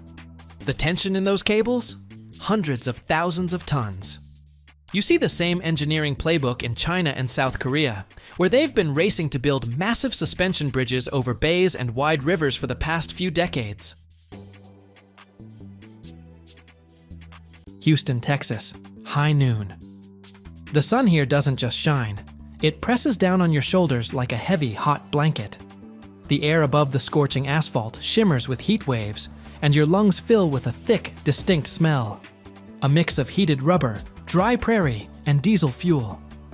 I'm standing at the gates of the Jinan plant, the world's largest tire recycling facility, and I can feel the soles of my boots starting to soften on the blistering Texas ground. Today, I'm not just a tourist. I'm a witness to a massive technological alchemical process, where what the world considers waste that won't decompose gets transformed into energy, and the very foundation of the highways we drive on. Houston didn't just greet me with sunshine, it slammed me with a wall of sticky heat that folks down here in Texas call the devil's breath. But the second I stepped through the entrance to Janan's facility, the sounds of the city, distant highway hum and rustling wind, instantly shifted into something far harsher. Industrial chaos. But chaos that's perfectly ordered, rhythmic, almost primal. The first thing that hits you isn't the sound, it's the vibration. You don't just hear it. It rattles your chest like a low bass line at a rock concert. That's the giant motors firing up the heart of the plant. And spread out before me are the real black Himalayas. Thousands, maybe tens of thousands of used tires stacked into neat but staggering mountains. Everything's here. Thin wheels from compacts that only ever touched smooth asphalt, all the way up to massive donuts from mining dump trucks, treads tall as a person. They all came here to die, so they could be born again. The smell here is something else. It's not just the stench of rubber. It's a complex cocktail of heated polymer, traces of road tar baked into the treads, and hot metal. The Texas sun mercilessly scorches these black surfaces, and the heat radiating off them makes you feel like you're standing next to an open oven. The air between the mountains has solidified. It's thick and oily. I watch as another truck rolls up. The hydraulics groan as the bed lifts, and hundreds of tires tumble down with a muffled rumble. Thump, thump, thump, cascading to the foot of the black mountain. This sound of rubber hitting rubber layers over that same endless vibration from the plant's engines. It creates this uncanny sensation of being inside a living organism. The plant breathes with this rhythm. It's hungry, and these mountains are its food. The vibration intensifies when the feed conveyors kick on. You see these massive manipulators, like the claws of prehistoric monsters, tearing into the piles, snatching their prey. In this place, on the edge between old junk and raw material, you feel tiny. We're following the conveyor belt that leads straight into the heart of the main floor. Here, that vibration I mentioned earlier transforms into physical force, pounding against your eardrums. We approach it, the primary shredder.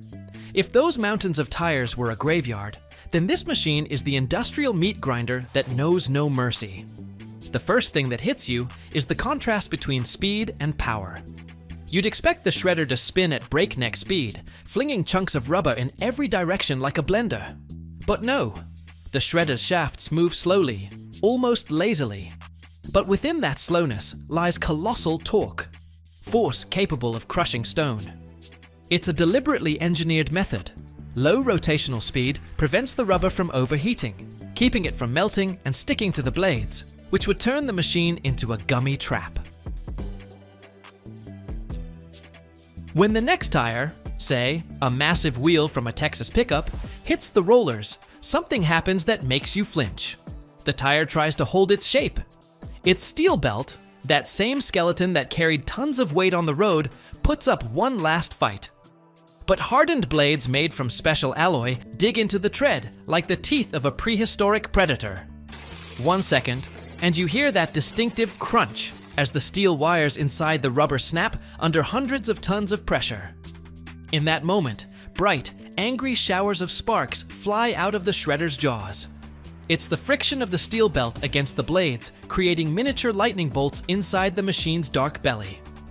The heat here becomes almost unbearable. If it was just hot outside in Houston, near the shredder, the air heats up to a temperature where the sweat on your forehead instantly turns sticky with rubber dust. You can smell the frictional heat, sharp, metallic, with notes of burnt sulfur. It's the smell of matter being physically destroyed. Dust is everywhere here. It's not just floating in the air, it's dancing in the beams of industrial lights, settling on every surface like black velvet. These are tiny rubber particles released during the tearing process. You can see chunks falling from beneath the rollers onto the exit conveyor. This isn't a tire anymore. These are shapeless, torn scraps of rubber, roughly the size of an adult man's palm. Mangled strands of steel wire stick out from them, those same cord fangs that magnets will pull out in the next stage. The chunks of shredded rubber that just passed through the shredder's jaws move along on the conveyor belt. They look terrible, torn, dirty, hot, with those same mangled steel wire threads, cord fangs, sticking out from every black edge. Right now, one of the most cinematic stages at the Jinan plant begins. We're approaching the magnetic separation zone. Above the conveyor, where chunks of tires race by in an endless stream, massive blocks hang suspended. Overhead electromagnetic separators. They hang low, almost touching the black flow, humming with voltage. What happens on the belt resembles an uprising of the dead. When a ragged chunk of rubber enters the magnet's zone, the steel threads inside it react instantly. You see it with your own eyes. Metal wire that a second ago was part of a solid framework suddenly comes alive. With savage force, it tears free from its rubber prison, dragging the entire chunk with it, or simply slipping out like a knife through butter. Metal literally shoots upward, defying gravity. It looks like strange, aggressive magic. Thousands of steel needles and twisted wires slam into the magnetic belt with a loud crash, spinning perpendicular to the main conveyor. This is that endless clacking, the sound of thousands of metal fragments hammering into the separator's steel armor. The heat in this zone is unique. The magnets consume a massive amount of electricity and generate heat themselves, mixing with the warmth from freshly cut rubber. You're standing in a cloud of a specific smell, a blend of ozone, which always accompanies powerful electromagnets, and warm, raw metal. It's the smell of a forge, but without fire. Look to the left of the main conveyor. Another mountain is growing there, a mountain of pure steel. The magnetic belt carries the captured metal beyond the rubber stream, and, where the magnetic field vanishes, dumps it into a separate hopper. You're looking at springs coiled into spirals, long sharp needles, tiny metal chips. Everything gleams under the factory lights with a cold, bluish glow, contrasting sharply against the matte black of the rubber. Stripped of its steel skeleton, the rubber moves forward into the darkest and most airtight section of the plant. Now that the metal's gone, the rubber chunks look surprisingly light, but that's just an illusion before the final battle. We're entering the secondary granulation zone. High-speed granulators transform the torn pieces into perfect rubber crumb. The air here is thick with black snow, fine dust swirling through beams of light. Each granule passes through a system of vibrating screens, where they're sorted by size down to a fraction of an inch. But the real climax lies ahead, inside the sealed steel pyrolysis reactors. We approach the long, insulation-wrapped cylinders. This is the zone of quiet energy. There's no open flame here, but inside, hellish heat reigns, 850 degrees Fahrenheit. The key secret? Total absence of oxygen. The rubber doesn't burn, it distills. Pick a single strand of your hair and look at it. Now imagine a thread 5 times thinner than that. So fine you can barely see it on your fingertip. That thread is stronger than steel. Not a little stronger. By weight, more than 10 times stronger. Bundle a few thousand of them together, weave them into a sheet, and you get the skin that wraps the wings of an F-22 and an F-35. The fastest, deadliest fighter jets ever built fly on a material that starts as something soft and white, like plastic yarn. And here's the part nobody tells you. To turn that soft white thread into something that can hold a 40,000-pound jet together at twice the speed of sound, you have to nearly burn it alive. Stay to the end, because the moment the color changes from white to black is the moment a fiber becomes one of the most valuable engineered materials on Earth, and almost nobody has ever watched it happen. Let's start with what this stuff actually is, because the numbers don't feel real until you hold them up against something you know. A single carbon fiber filament is about 5 to 10 microns across. A micron is 1,000th of a millimeter. Your hair runs around 70. So we're talking a thread you literally cannot split with your eye. Now take that thread and pull on it. Aerospace-grade carbon fiber holds a tensile strength of roughly 3 gigapascals. In plain terms, by weight it beats mild steel more than 10 times over. Steel sinks, this floats and shrugs off the load. That combination, almost no weight plus brutal strength, is the holy grail for anyone building something that has to fly. Every pound you cut off an aircraft is a pound of fuel you save, or a pound of missile you can carry. And it all begins with a spool of soft white fiber called PAN, polyacrylonitrile. About 90% of all the carbon fiber on the planet is born from that one white thread. It looks like nothing. It looks like fishing line, but it's the seed of the whole thing. So how do you turn fishing line into something that builds a fighter jet? You torture it with heat, in stages, and the first stage is the one that changes everything. The white PAN fiber gets pulled, slow and steady, through a series of ovens filled with ordinary air, heated to between 200 and 300 degrees Celsius. That doesn't sound like much next to what's coming, but watch what it does. As the fiber crawls through that heat, held under tension so it can't shrink and curl, its molecules lock together into tight, ladder-like rings. And the color shifts, white to yellow, to a deep brown to black. You can see it happen down the length of the oven, like a slow fuse burning in slow motion. This step is called oxidation or stabilization, and it is the make or break moment. Get the temperature wrong by a little, rush the speed, and the whole batch is ruined. Here's the catch that makes this material so rare. Every factory guards its exact recipe. The precise temperatures, the precise tension, the precise speed through the oven are some of the most closely held secrets in the industry. Two companies can buy the same white pan, and one comes out with aerospace gold, and the other comes out with garbage. That single difference is worth billions. Now comes the fire that actually creates the carbon. The black, stabilized fiber leaves the air ovens and enters a sealed furnace with no oxygen at all, just inert gas, because at these temperatures, even a whiff of air would make the fiber simply burn away to ash. Inside, the heat climbs past 1,000 degrees Celsius, and for the highest grades, it pushes toward 2 and even 3,000. Think about that, 3,000 degrees, hotter than molten lava, hotter than most metals can survive. And the fiber doesn't melt, it transforms. Everything in that thread that isn't carbon, the hydrogen, the nitrogen, the oxygen, gets blasted out as gas and driven off. About half the original mass vanishes into thin air. What's left behind is over 90% pure carbon, with the atoms locked into long, tight sheets running the length of the fiber. That alignment is the secret to the strength. The atoms are gripping each other in nearly perfect rows, end to end, so when you pull, you're pulling against the raw bonds of carbon itself. This is no longer plastic. It's no longer yarn. It is a thread of nearly pure crystal carbon, thinner than a hair, that you could hang a small car from. But a single thread, no matter how strong, is useless on its own. You can snap one filament with your fingers. The magic is in the numbers.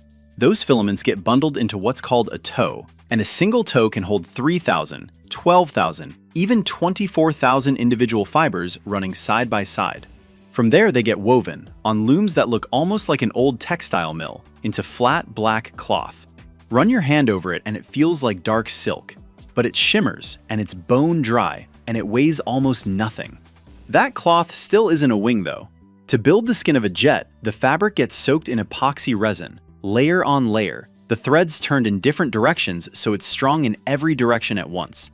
Then the whole stack goes into a mold, gets sealed in a vacuum bag, and rolls into an autoclave, a giant pressurized oven the size of a tunnel. Under heat and crushing pressure, the resin flows, the air bubbles get squeezed out, and the layers fuse into one solid piece. Because a single hidden air pocket, one bubble you can't see, becomes a weak spot that could split open under the stress of flight. When it comes out, it's lighter than aluminum, stiffer than steel, and shaped like the exact curve of a fighter's wing. So where does all of this end up, and why should you care? Look at almost anything that flies fast or far today. The F-22 Raptor, the F-35, their wings and skins are packed with this material, around a third of the entire jet by weight. The Boeing 787 that carries people across oceans is half carbon fiber composite, wings and body. And here's the twist on the price. The raw fiber, by the gram, is actually cheap, just a few cents. But by the time you've turned white PAN into pure carbon, woven it, layered it, and cured a flawless, certified, defect-free part stiff enough to survive a dogfight, you're looking at a finished material worth thousands of dollars for every kilogram in the air. And the program that flies on it, the F-35, runs well over $1 trillion across its life. That's the real story of carbon fiber. A thread thinner than your hair, born soft and white, nearly burned to death in 3,000 degrees, reborn as black crystal, and woven into the wings that rule the sky. Next time you see a fighter jet carve across the clouds, remember what's holding it together up there. And if you want to see how the engines that push those jets past the speed of sound are forged, that one's even harder to believe. Keep watching. In every country, asphalt is just a road. But in Dubai, it's a challenge to nature. Here, air temperatures reach 122 degrees in the shade, while the road surface heats up to 160. Regular asphalt would melt within just a few days, but engineers found a way to make it survive. Polymers that hold their shape even at 176 degrees, geotextile membranes that breathe, and sensors that detect defects before human eyes can spot them. Why don't these roads melt like ice in the sun? And what strange technology did they test to make them actually dry after rain? Watch till the end. The finale will surprise you. Standard asphalt consists of stone aggregate and bitumen, a dark, thick substance that holds the mixture together, making it uniform and strong. However, bitumen has one weakness. It starts to soften at temperatures around 113 degrees Fahrenheit. For countries with moderate climates, this isn't a problem since road surfaces rarely reach such heating levels. But Dubai has completely different conditions. There, summer air can heat up to 122 degrees in the shade, while the road surface under direct sunlight can reach 160 degrees. Under such conditions, regular asphalt would literally behave like warm rubber. It would become soft, start deforming under vehicle weight, and in places simply slide off slopes. Plus, sharp temperature changes between scorching days and relatively cool nights would cause cracks to appear. In countries where occasional short heat waves occur, people might not immediately notice these processes. Sure, we sometimes get 104 degrees in summer, but such temperatures don't last long, and the surface deteriorates slowly, gradually. In Dubai, however, high temperature isn't just present, it's constant and stable for several months.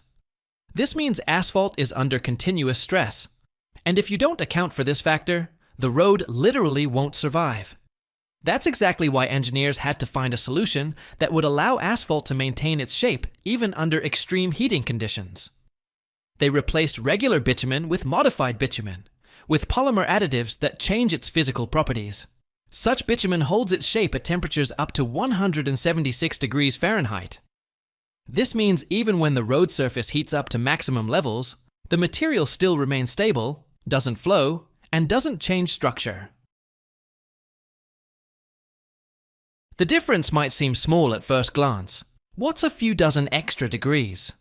But this exact difference makes Dubai's roads smooth, even, and durable, even when it's almost impossible to breathe from the heat around you. So what is this modified bitumen? The process is based on mixing bitumen with polymer additives. Polymers act like a reinforcing network at the molecular level. They stretch the bitumen structure, making it more elastic and heat-resistant. As a result, the asphalt doesn't soften. It maintains stability and shape even when heavy bus or truck wheels press on it for hours. The mixing process also isn't limited to just adding polymers. It's crucial to properly select the stone aggregate composition. Stones of different sizes create a framework-like structure, and bitumen here acts not as the main material, but rather as what connects the elements together. If the aggregate is selected incorrectly, bitumen will have to take on too much load, and even the modified mixture will lose stability.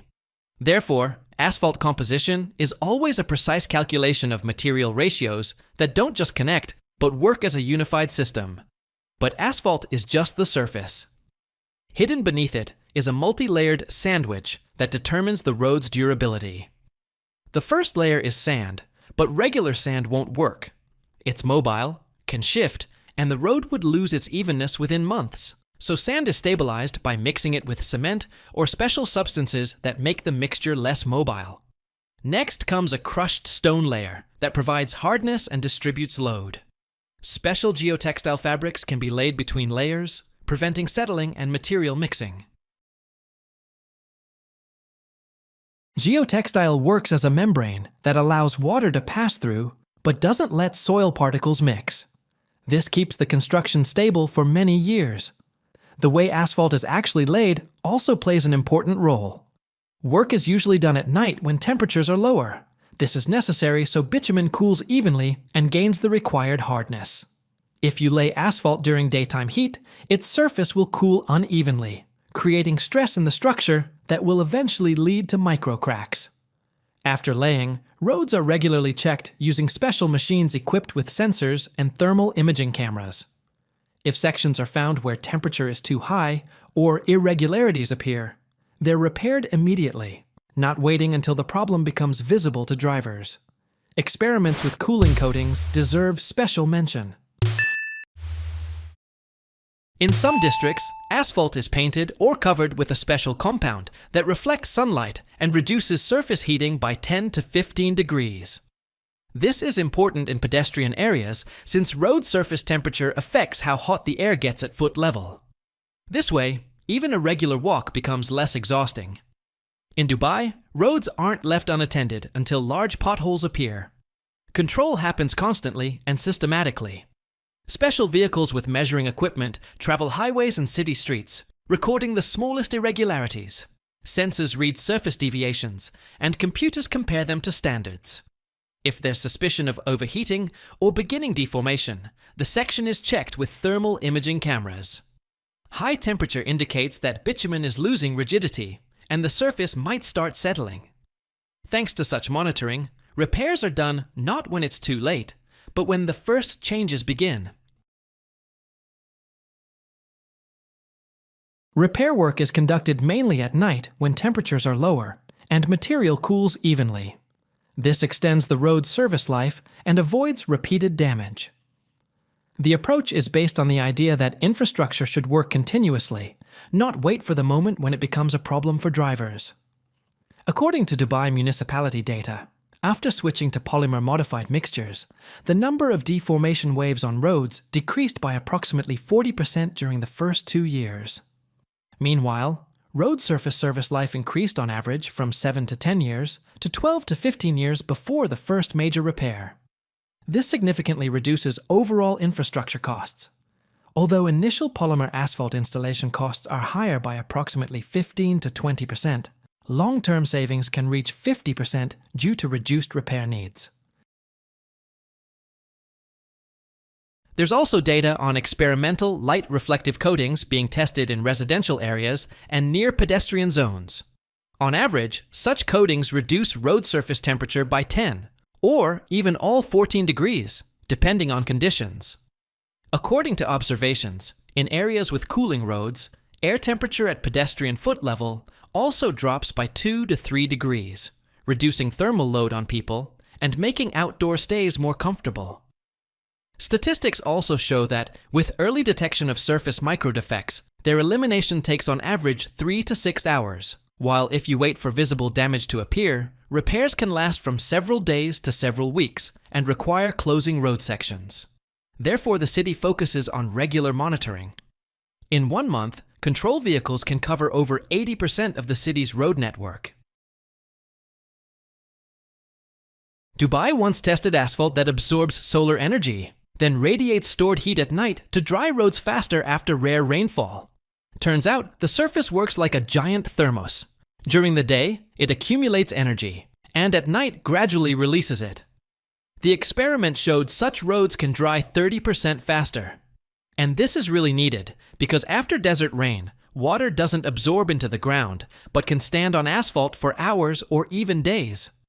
So the technology solves a problem that doesn't even exist in most countries. You know how this experiment ended? Every year, over 1,000 giant ships are sent worldwide for scrapping, each weighing up to 50,000 tons and stretching nearly 3 football fields in length. It's like dismantling an entire floating city, with hundreds of miles of cables, tons of toxic substances, and metal worth millions of dollars. One mistake, and an environmental disaster is inevitable. But here's the most amazing part. Inside each of these massive vessels hides something that turns scrapping into a real treasure hunt. Workers risk their lives among plasma cutters and toxic fumes to extract these valuables. What exactly are they looking for? And why have some countries turned ship graveyards into a multi-billion-dollar business whose dark side everyone keeps quiet about? Stay tuned. What you'll learn next will make you look at every ship in port with completely different eyes. Why is ship recycling so important? Vessels that we typically imagine as enormous floating megastructures can be nearly 1,000 feet long. Their weight sometimes reaches tens of thousands of tons, making them among the largest man-made objects created for sea travel and cargo transportation. But beyond their massive dimensions, these ships have extremely complex internal structures. Hundreds of feet of cables, pipelines, shafts, and various safety and comfort systems, plus countless different elements and mechanisms that perform different functions. This entire architecture isn't just scrap metal, but a complex organism that must be very carefully and properly dismantled when the ship reaches the end of its service life. It's critically important to properly remove all hazardous substances from the vessel that may have accumulated during its operation. These can be bioactive substances, toxic paints, fuel residues, lubricants, chemicals that, if handled improperly, can contaminate the sea, soil, and air, causing serious environmental problems. Without proper preparation, dismantling such a vessel can turn into a natural disaster. However, scrapping these maritime giants also has a very bright positive side. The metal from which the ship is made is excellent and valuable raw material that can be recycled and returned to production. This metal is used for building houses, machines, construction structures, and also for creating new vessels. This way, it's possible to reduce the need for smelting new steel, save energy and resources, and also reduce the amount of waste. Metal recycling from ships becomes an important link in the closed loop of modern industrial economy. Scrapping such huge objects also makes it possible to free up ports where old ships are standing, so new, modern vessels can take their place. This allows optimizing the work of naval bases and promotes fleet renewal. Additionally, proper recycling helps reduce operational costs for maintaining old ships and improves environmental standards in the maritime industry overall. The ship is delivered to special ship graveyards. These are usually coastlines with shallow water or special slipways. These locations aren't chosen randomly. Shallow water coastlines allow easy approach of the ship to shore, where it can be safely moored and dismantling can begin. Often these are small bays or beaches where the giant vessel is specially brought, so it doesn't interfere with maritime traffic and doesn't damage port infrastructure. Slipways, in turn, are large platforms or special structures where the ship is placed for dismantling on land. They're equipped with everything necessary for convenient and safe work: crane equipment, metal cutting tools, waste removal systems. One of the main tasks for specialists is ensuring environmental safety. After all, during operation, the ship accumulated many substances that, if handled carelessly, can harm the environment. These can be not only lubricants and fuel residues, but also toxic paints or chemicals. Therefore, the entire dismantling process begins with removing all such substances. Fuels and lubricants are drained into special containers and taken away for recycling or disposal to avoid getting into water or soil. Similarly with electronics and furniture, everything that could potentially harm nature is removed as a priority. This stage requires speed and maximum caution so that environmental standards aren't violated.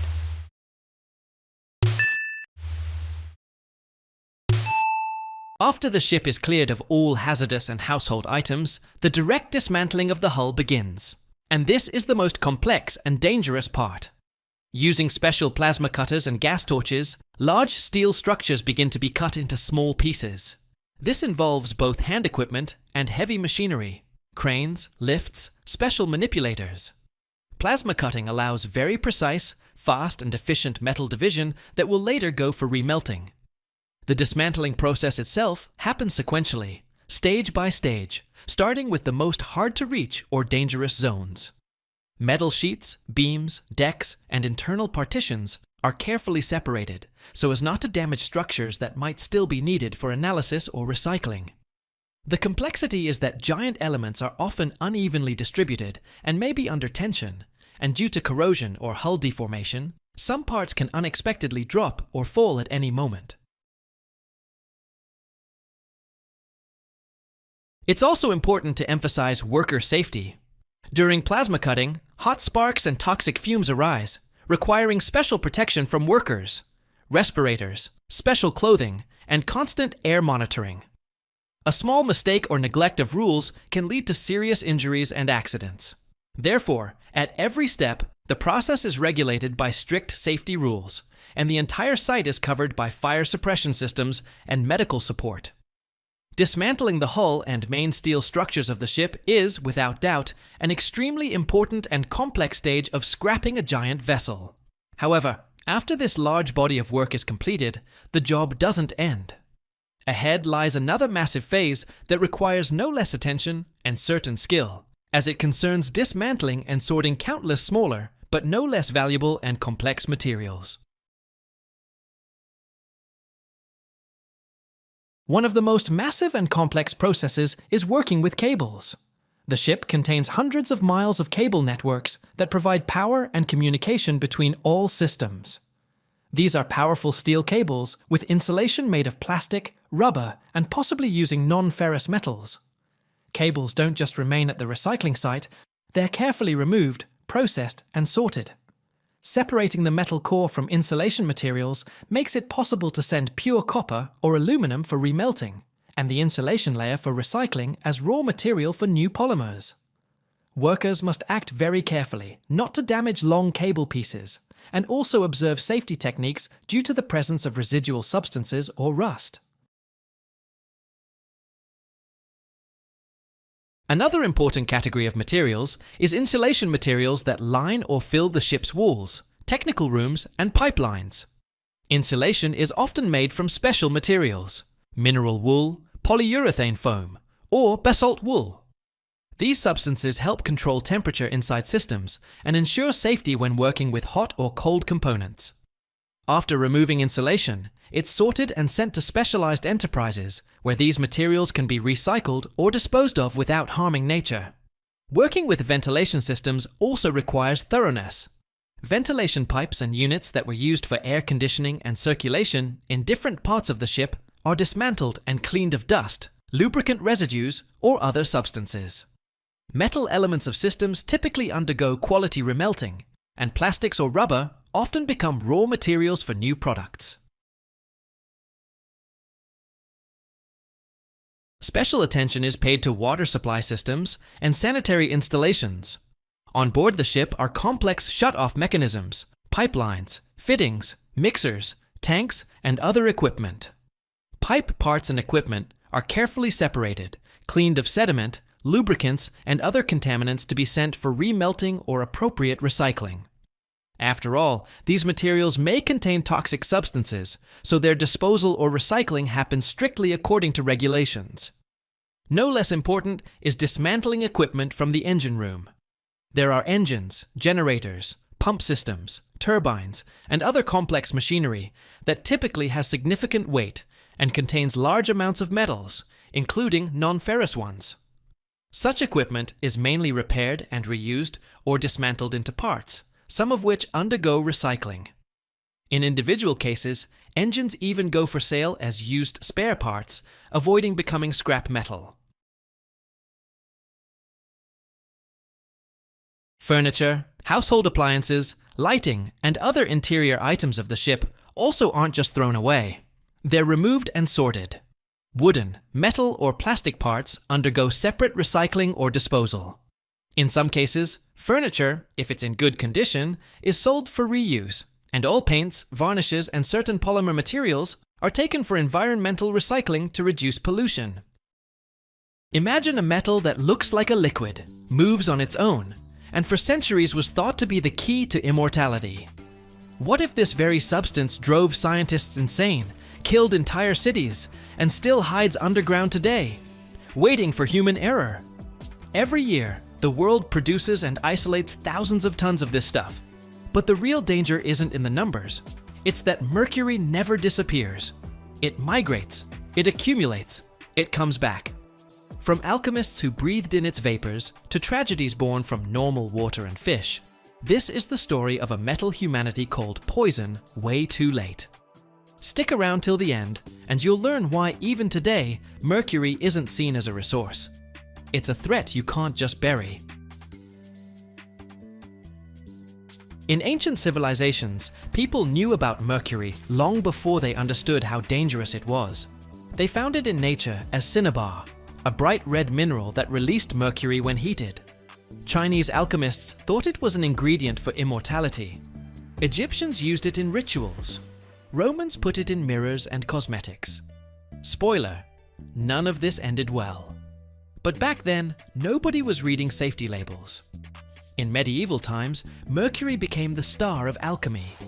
It symbolized change and transformation because it could be both metal and liquid at the same time. Alchemists believed it was the key to making gold. They breathed its vapors, touched it with bare hands, mixed it with other substances, and genuinely wondered why their hands were shaking, their memory was failing, and weird psychological symptoms were kicking in. That's how the mad scientist trope was born. No memes required, just real consequences. The modern era brought mercury an even bigger upgrade. It was used in thermometers, barometers, manometers, fluorescent lamps, batteries, switches, and even medicine. Yep, doctors once prescribed mercury as medication, for infections, even for bad moods. The biggest fail? Treating syphilis with mercury ointments. The disease might not go away, but poisoning was guaranteed. Who remembers mercury thermometers? Drop a comment if you've got one. It was in the 20th century that humanity started to collectively realize mercury wasn't just weird, it was genuinely dangerous.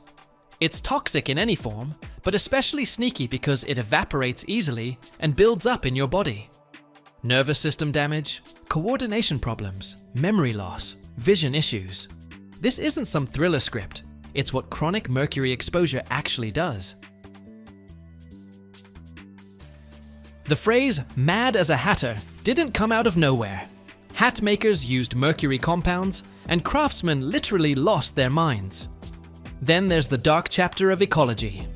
Mercury doesn't disappear, it migrates. When it hits water, it transforms into methylmercury and enters the food chain. Fish eaten by humans, and suddenly the toxins inside you. The tragedy of the Japanese city of Minamata became the symbol of this problem. Mass poisoning affecting thousands of people proved that a little mercury is a myth. In the mid-20th century, in the Japanese coastal city of Minamata, a chemical plant spent years dumping wastewater loaded with mercury compounds into the bay. The water looked normal. Fish were biting. Life went on, until people started getting mysteriously sick. First came the seizures, tremors, loss of coordination, speech problems. Then, paralysis, blindness, death. Mercury hit children especially hard. Infants were born with severe nervous system damage, even though their mothers often showed no obvious symptoms. The culprit was methylmercury, accumulating in fish and shellfish, the foundation of the local diet. The toxin didn't disappear or dilute. It intensified at every level of the food chain. For decades, the company and authorities denied responsibility, while victims fought not just disease, but indifference. Minamata showed the world a simple, brutal truth. Even minimal doses of mercury can have catastrophic consequences when they become part of the environment. It was the end of the illusion of safe mercury. Mercury deposits exist today, but attitudes toward them are radically different from centuries past. The primary natural source of mercury remains cinnabar, a bright red mineral, mercury sulfide, which forms in hydrothermal deposits, often near volcanic zones, and fractures in the Earth's crust. It's from cinnabar that metallic mercury was historically obtained through roasting, and this process has remained virtually unchanged technologically. What changed were the scale and the regulations. The largest known mercury deposits in the 20th century were developed in Spain, Italy, China, Kyrgyzstan, Mexico, and Algeria. Spain's Almaden deposit was once considered the world's largest, and for centuries supplied a significant portion of global production. Today, it's basically mothballed, like most classic mercury mines. The reason's simple: demand tanked, and the environmental and health risks became too obvious to ignore. China remains the main mercury producer now, but even there, extraction volumes are way lower than in the past. Many countries aren't opening new deposits. They're working with existing stockpiles or secondary mercury recovered from industrial waste recycling and dismantling old equipment. The world has essentially shifted from active mining to a mode of control and reduction. Modern mercury deposits are increasingly viewed not as a future resource, but as a problem that needs to be safely isolated. Some deposits get shut down, others are reclassified as geological landmarks or monitoring sites. Mercury still sits deep within the planet's core, but its story as a strategic metal is nearly over. Now it's an element humanity handles with extreme caution. Underground mercury ore extraction in China typically starts with a narrow portal carved into rock, the entrance to a mine shaft. It might look like a dark rectangle in stone, reinforced with concrete or metal frames. Inside, a tunnel several yards wide, where small mining vehicles can pass through or conveyor belts can run. The working space is cramped and low. The ceiling's propped up with beams, the walls damp, streaked with reddish or dark brown veins of cinnabar. Lighting: cold fluorescent lamps casting harsh shadows. The air's heavy, so ventilation is critical. Along the tunnels run air ducts, humming and pushing fresh air deep into the mine, while simultaneously pulling out dust and gases. The ore itself is extracted using drill and blast or mechanical methods. First, drilling rigs bore a series of holes into the rock. It looks like rhythmic metal biting into stone. Then, if blasting is used, minimal charges are placed in these holes. The explosions are controlled, small. The goal isn't to destroy everything, but to peel away the rock. After that, the tunnel fills with dust that settles for minutes, while ventilation runs at full blast. Next, mechanization takes over. Front-end loaders rake up the broken rock, or gather it in buckets and dump it into mine cars or onto a belt conveyor. The stone looks uneven, with flecks of red. That's cinnabar, the main target. People try not to touch the ore with bare hands unless they have to. The dust is dangerous, so workers wear respirators, thick coveralls, gloves. How strictly this is enforced depends heavily on the specific operation. If it's a semi-underground or open-pit mine, the picture is different. There you'll see step-like benches cut into the rock where equipment moves around. Excavators strip away layers of ore, trucks haul it up to the surface. But even here they try to avoid huge open spaces, mercury dust and fumes, enemy number one, which is why open pits are less desirable for this kind of metal. All that ore doesn't sit around in the mine for long. It's immediately transported to the surface in sealed containers or on covered conveyors to minimize dust dispersal. At the mine exit, you'll often see washing stations, equipment, and sometimes the workers themselves get hosed down so they don't carry cinnabar particles beyond the production zone. After extraction, the ore is crushed and sent for heat treatment.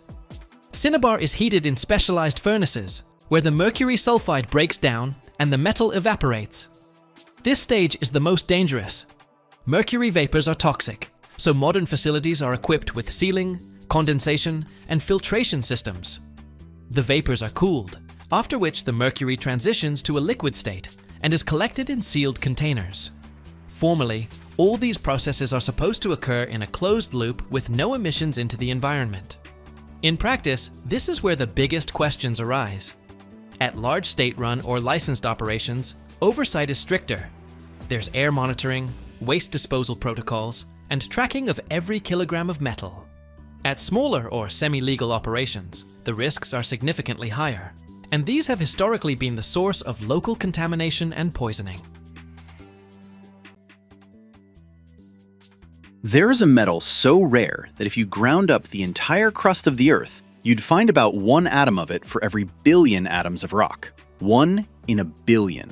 The whole planet has produced only a few thousand tons of it in all of human history, and almost every gram is fought over by a handful of companies you've never heard of.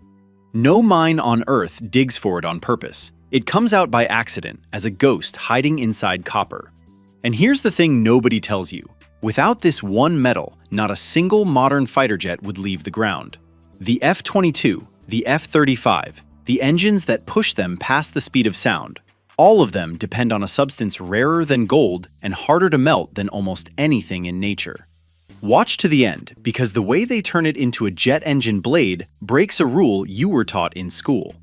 They grow a single piece of metal as one perfect crystal, and if they get it wrong by a fraction, the blade tears itself apart at 30,000 feet. Let's start with how rare this thing actually is, because the numbers don't feel real. The metal is called rhenium, symbol Re, number 75 on the periodic table, and it is one of the last stable elements that humans ever discovered, because there was so little of it that nobody could find it. In the Earth's crust, it sits at about 1 part per billion. To put that in plain terms, gold is roughly 5 times more common than rhenium. Platinum, more common. There is no rhenium mine. There is no vein of it in the ground you can follow. It does not even like to form its own rock. The entire world digs up somewhere between 40 and 50 tons of it a year. And that's it. That's the whole global supply, 40 tons. You could fit a single year's worth of the metal that flies every fighter jet on Earth into the back of a couple of pickup trucks. And it gets stranger, because nobody actually goes looking for it. They find it while hunting for something else entirely. Here's where it comes from. Copper and molybdenum, that gray metal they put in steel to make it tough. All over the world, in places like Chile, the United States, and Peru, there are giant open-pit copper mines. Holes in the ground so wide you can see them from space. They blast the rock, haul it out by the truckload, and crush it to get the copper. But buried inside that ore, in a mineral called molybdenite, there are a few atoms of rhenium scattered through it, sometimes as little as 2 parts in 1,000. When they roast the molybdenite to purify it, the rhenium boils off as a gas, drifts up the chimney. They run the smoke through scrubbers and filters, trap the fumes, and pull the rhenium back out of what was basically pollution. Think about that. The metal that flies the most advanced aircraft ever built is recovered from the exhaust of a copper smelter. It is, quite literally, scraped out of the smoke. And out of every truckload of ore, you might get a fingernail's worth.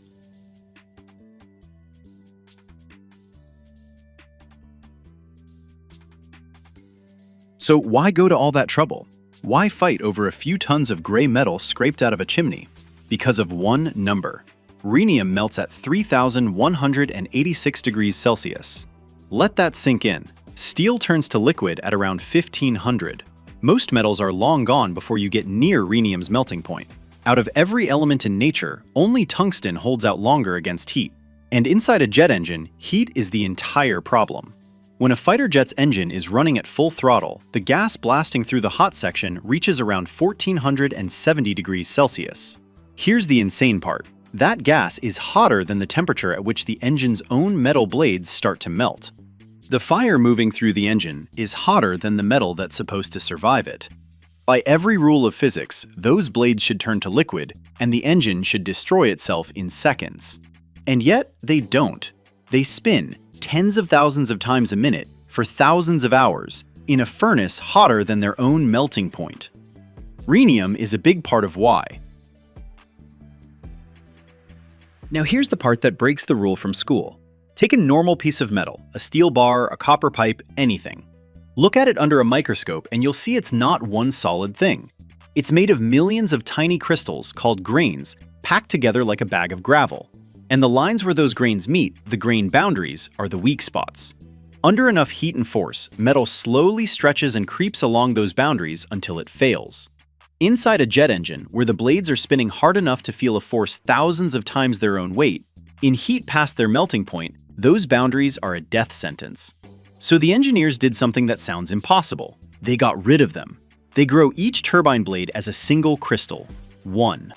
The molten superalloy, packed with rhenium, is poured into a mold and cooled with brutal precision, pulled out of the furnace so slowly that the metal solidifies as one continuous crystal from bottom to top, with no grains and no boundaries anywhere inside it. A single blade, no bigger than your hand, is one unbroken crystal of metal, and rhenium is what makes it survive. The rhenium atoms are huge and they move incredibly slowly, so they jam up the inside of the metal, locking it in place and stopping it from creeping under the heat. A blade with 3 to 6% rhenium can take temperatures 60 degrees higher than one without it. 60 degrees that decides whether a fighter jet flies or falls. So where does all this go? Into the hottest, most punishing place in any aircraft, the high-pressure turbine, right behind the flame. The F-15 and F-16 fly on blades with about 3% rhenium. The newer ones, the F-22 Raptor and the F-35, use single crystal blades with 6%. The third generation, the best money and chemistry can build. The same alloys spin inside the engines hanging under commercial airliners, the CFM engines that move millions of people across oceans every single day. Every one of those blades was grown as one crystal, seeded with a metal scraped out of copper smoke. A metal so scarce the entire world makes less of it in a year than a steel mill makes before lunch. And that's the strange truth of rhenium. 70% of everything ever produced gets melted into these blades and bolted into the fire of a jet engine, where it'll spin past the speed of sound and never be seen by the people whose lives depend on it. Nobody minds it. Nobody plans for it. It falls out of the sky as smoke from a copper plant, and it ends up holding the fastest machines humans have ever built together against a fire hotter than the metal itself. If this changed how you see what's hiding inside a jet engine, hit subscribe, and I'll show you the next material most people never even know exists. Every year, the world builds hundreds of miles of underground tunnels, but almost nobody thinks about what's holding them up above our heads. Picture this: thousands of concrete segments, each weighing several tons, assembled with precision down to the millimeter, forming tunnels where trains blast through at dozens of miles per hour.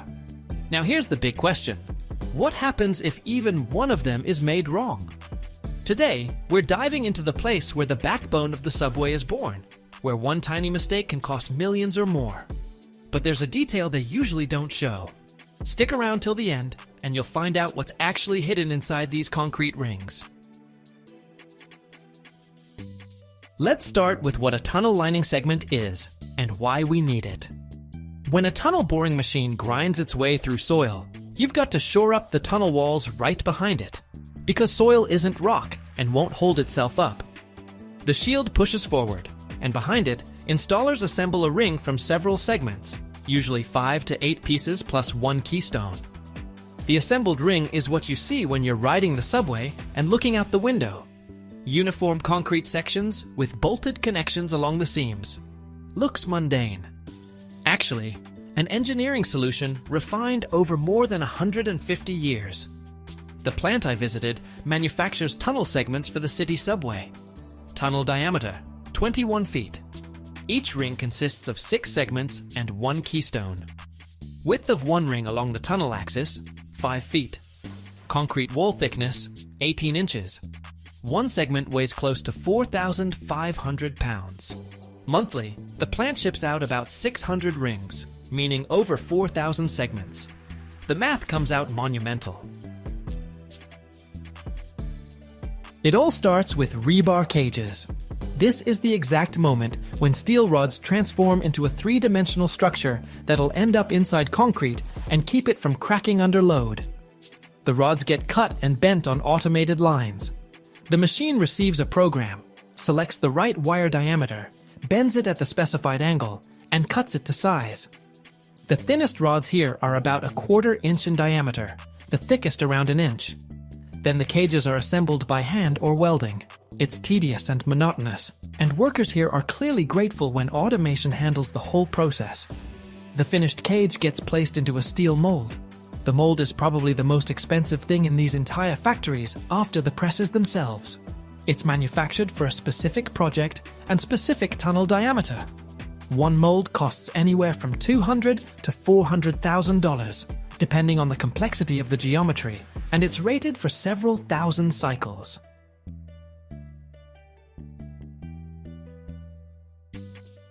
Before each pour, the mold gets cleaned of leftovers from the previous cycle and coated with special release compound.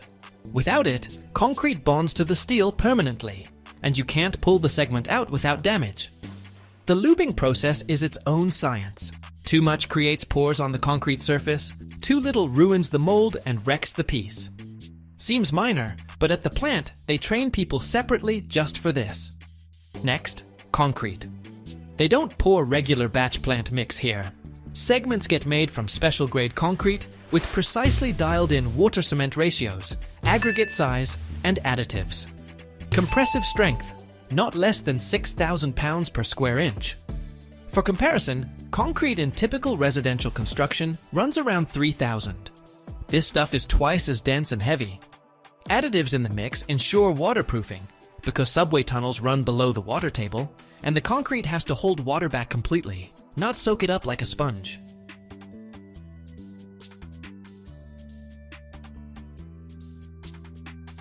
The mix is prepared in an automated plant right at the factory and delivered to the form by transport conveyor or buckets.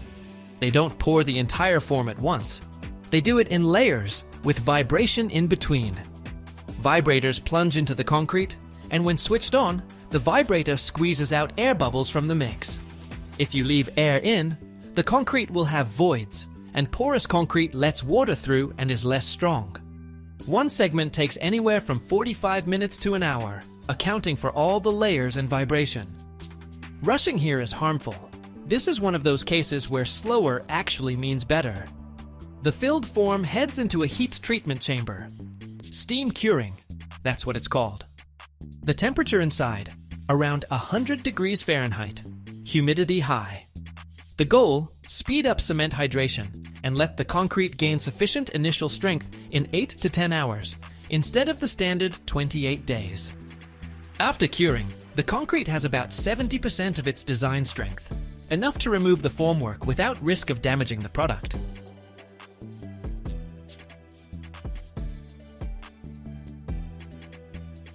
Demolding, the moment I hold my breath a little every time. The crane operator lifts the top part of the mold, then the side panels swing away, and the segment stands on its own. A concrete arc that was just a sloppy mix 8 hours ago. Looks solid. No wonder. 14,000 pounds of solid concrete with rebar in the center. Next, the segment gets moved by crane to a curing rack, where it'll sit for another 7 to 14 days, until it reaches full design strength. Quality control runs parallel to all this. And it's serious here, because tunnel segments aren't paving stones. Each piece gets marked and assigned a unique identification number. During the pour, they pull test cubes, small concrete cubes measuring 4 by 4 inches, that later get crushed in a press to measure the actual strength of the batch. At the same time, ultrasonic testing of finished segments. The ultrasonic device presses against the surface and measures the speed of the wave passing through the concrete. Dense, uniform concrete gives one reading, concrete with hidden cracks or voids, another. The difference shows up immediately, and that segment gets rejected. Another type of control is geometric. Each segment gets placed on a measurement stand, and all key dimensions get checked. Arc length, thickness, bolt hole positions, surface flatness. Bolt hole tolerance can't exceed 1/32 of an inch. Segments that fall outside tolerances, and it happens more often than manufacturers are willing to admit publicly, either get sent back for rework or scrapped. On large projects, the rejection rate can run anywhere from 1 to 3% of total output. Doesn't sound like much at first, but when a single segment runs $4,000 to $6,000, it adds up fast. A separate curiosity, the waterproofing profile. Around the perimeter of each segment, there's a special groove. A rubber gasket fits in there. When the segments get compressed by bolts into a ring, the rubber deforms and hermetically seals the joint. This rubber profile, looks like an ordinary black strip, gets manufactured from a highly specific compound based on chloroprene rubber, withstands pressure up to 120 pounds per square inch, and lasts as long as the tunnel itself, meaning it's designed for a minimum of 100 years. Rubber that'll outlive you and me both. Bit philosophical.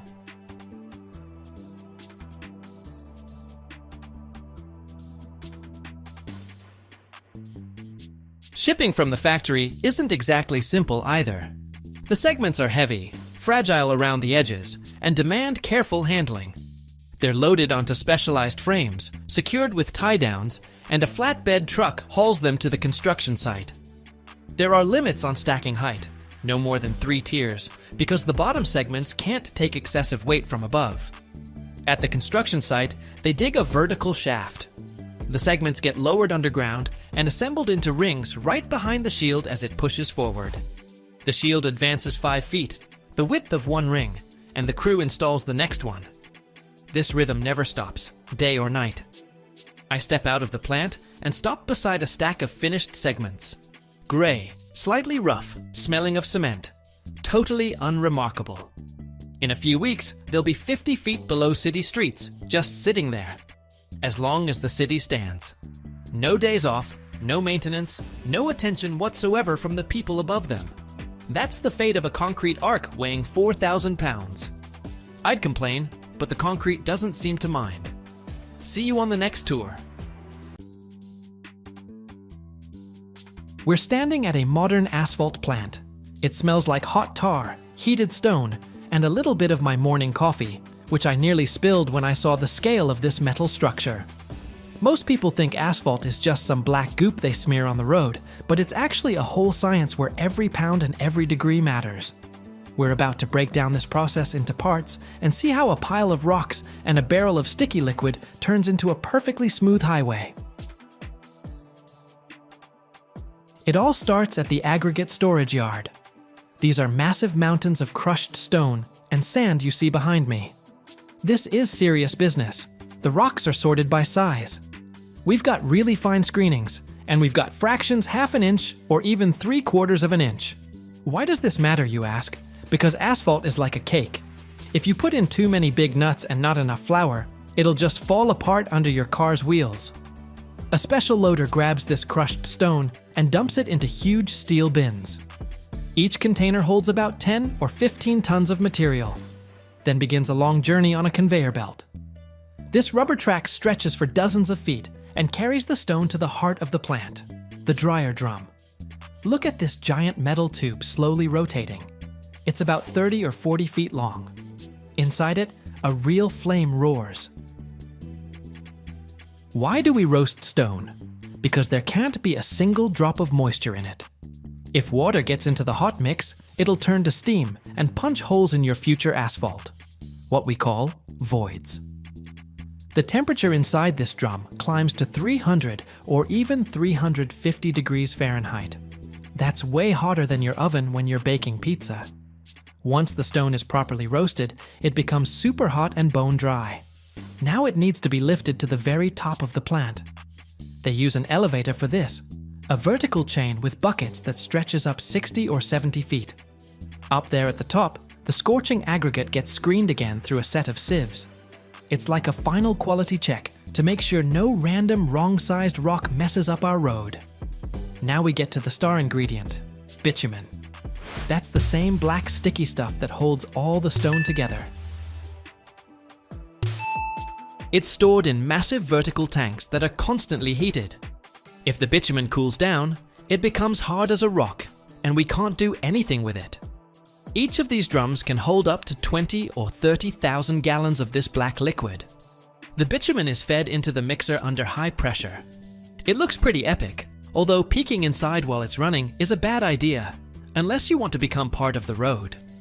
The actual mixing process happens in a giant mixer. They dump in a precisely measured amount of hot stone, add mineral powder, think of it like cement dust for thickness, and pour in the liquid bitumen. One mixing cycle takes about 40 or 50 seconds. In that short time, the mixer blades have to coat every single grain of sand with a thin layer of black gold. Imagine the responsibility. If you mix it poorly, the asphalt will start crumbling after the first winter. The finished asphalt comes out of the mixer at around 320 degrees Fahrenheit. It's basically molten black lava. From there, it either gets dumped straight into a dump truck bed or it heads to a storage silo. These silos look like space rockets sitting on a launch pad. They can hold 200 to 300 tons of hot mix for several hours while maintaining temperature. This lets the plant run non-stop, even when trucks get stuck in traffic jams. I'm standing right now at the control panel. People sit here watching every pound of weight and every degree of heat on their monitors. A modern plant is a fully automated system. The operator just enters the recipe, and the computer decides how much sand, how much aggregate, and how much bitumen to mix. This eliminates human error, because a mistake of 0.1% in the formula can cost millions if the road has to be redone a year later. You've probably heard that asphalt is one of the most recyclable materials in the world, and it's true. This plant has a special unit for adding old asphalt that's been milled off other roads. They grind it up and put it back to work. It's awesome because we're not just tossing old rocks into a landfill, we're giving them a second life. The recycled material can make up 20 or even 30% of the new mix. That's good news for the environment and for the builder's wallet. Let's just take a quick detour right now and peek at how this goes down. Dawn breaks. The highway's blocked off with orange cones, and there's this thick steam rising from the hot asphalt. Feels like we're on the set of a volcano eruption movie. Our dump truck slowly backs up to the paver. This massive iron-tracked machine worth close to $500,000. The truck bed lifts, and 20 tons of black, steaming mass at 300 degrees Fahrenheit pours straight into the receiving hopper. Inside the paver, powerful augers are at work. Giant screws, just like the one in your meat grinder at home, only 12 feet long. They spread the hot mix evenly across the entire width of the lane. Behind the machine comes the screed plate, which doesn't just level the asphalt. It vibrates with crazy force to compact it initially. The machine leaves behind a perfectly smooth, black-as-night carpet, but it's still too soft. Step on it now, and your shoe stays there forever. And that's when the heavyweights enter the scene. The rollers. First comes the vibratory roller, weighing about 10 or 12 tons. Its steel drums rotate while simultaneously pounding the road at a rate of 40 or 50 strikes per second. You feel this vibration even through the soles of your sneakers from 30 feet away. This is necessary to squeeze out all the air and make the pavement solid. Behind it rolls a pneumatic tire roller on rubber wheels. It smooths the surface, sealing the tiniest pores so water can't get in. One pass after another, and we get a road that'll last 15 or 20 years. Let's go back to the plant. Another interesting point is air cleaning. You see that big box next to the drying drum? That's a baghouse filter. Inside it are hundreds of long fabric bags that capture dust. Only clean water vapor goes into the air, and all the dust is collected and goes back into the asphalt. So stories about these plants being super dirty, that's ancient history. Modern production is cleaner than the kitchen in most fast food restaurants. Now about volumes. A mid-sized plant like this can put out around 240 tons of asphalt per hour. Just to put this in perspective, that's roughly 12 big rigs worth of material. In a single 10-hour shift, this metal giant produces enough asphalt to lay several miles of new 2-lane highway. That's insane speed and massive responsibility. When a dump truck pulls up under the hopper, about 20 tons of smoking black mass pours onto it. Then the driver covers the bed with a special top so the asphalt doesn't cool down on its way to the paving site. If the temperature drops below 250 degrees Fahrenheit before it gets rolled out, you won't get a quality road. So logistics here is a real race against time. Watching one of these plants operate is like watching a really big, really complicated food processor. Nothing here is wasted. Every motor and every sensor performs its exact function. And while from the outside it looks like a pile of smoking, rumbling metal, it's actually a triumph of precision and engineering calculation. Every mile of highway we drive on vacation or to work started right here, in this hot, noisy place. Stick with me. We've got plenty more fascinating machinery and weird mechanisms coming up that make our lives more comfortable, even if we usually don't notice them. They extract it in mountains where stone is born from flames and pressure capable of crushing anything alive. Its formation takes hundreds of millions of years, and today, people cut it with diamonds at a speed of 20 miles per hour. But what if I told you that this shiny material, used to decorate palaces and statues, was once the bottom of an ancient ocean, and that every slab of marble is a frozen story of life, death, and time? Watch until the end, and you will see how nature creates its own masterpiece, and people try to uncover its secret. Marble is not just a beautiful stone for decoration or sculpture. It is a material that has millions of years of geological transformation behind it. Its journey begins deep underground, where temperature and pressure change ordinary rocks beyond recognition. The basis of most marble is limestone, a sedimentary rock formed mainly from calcite.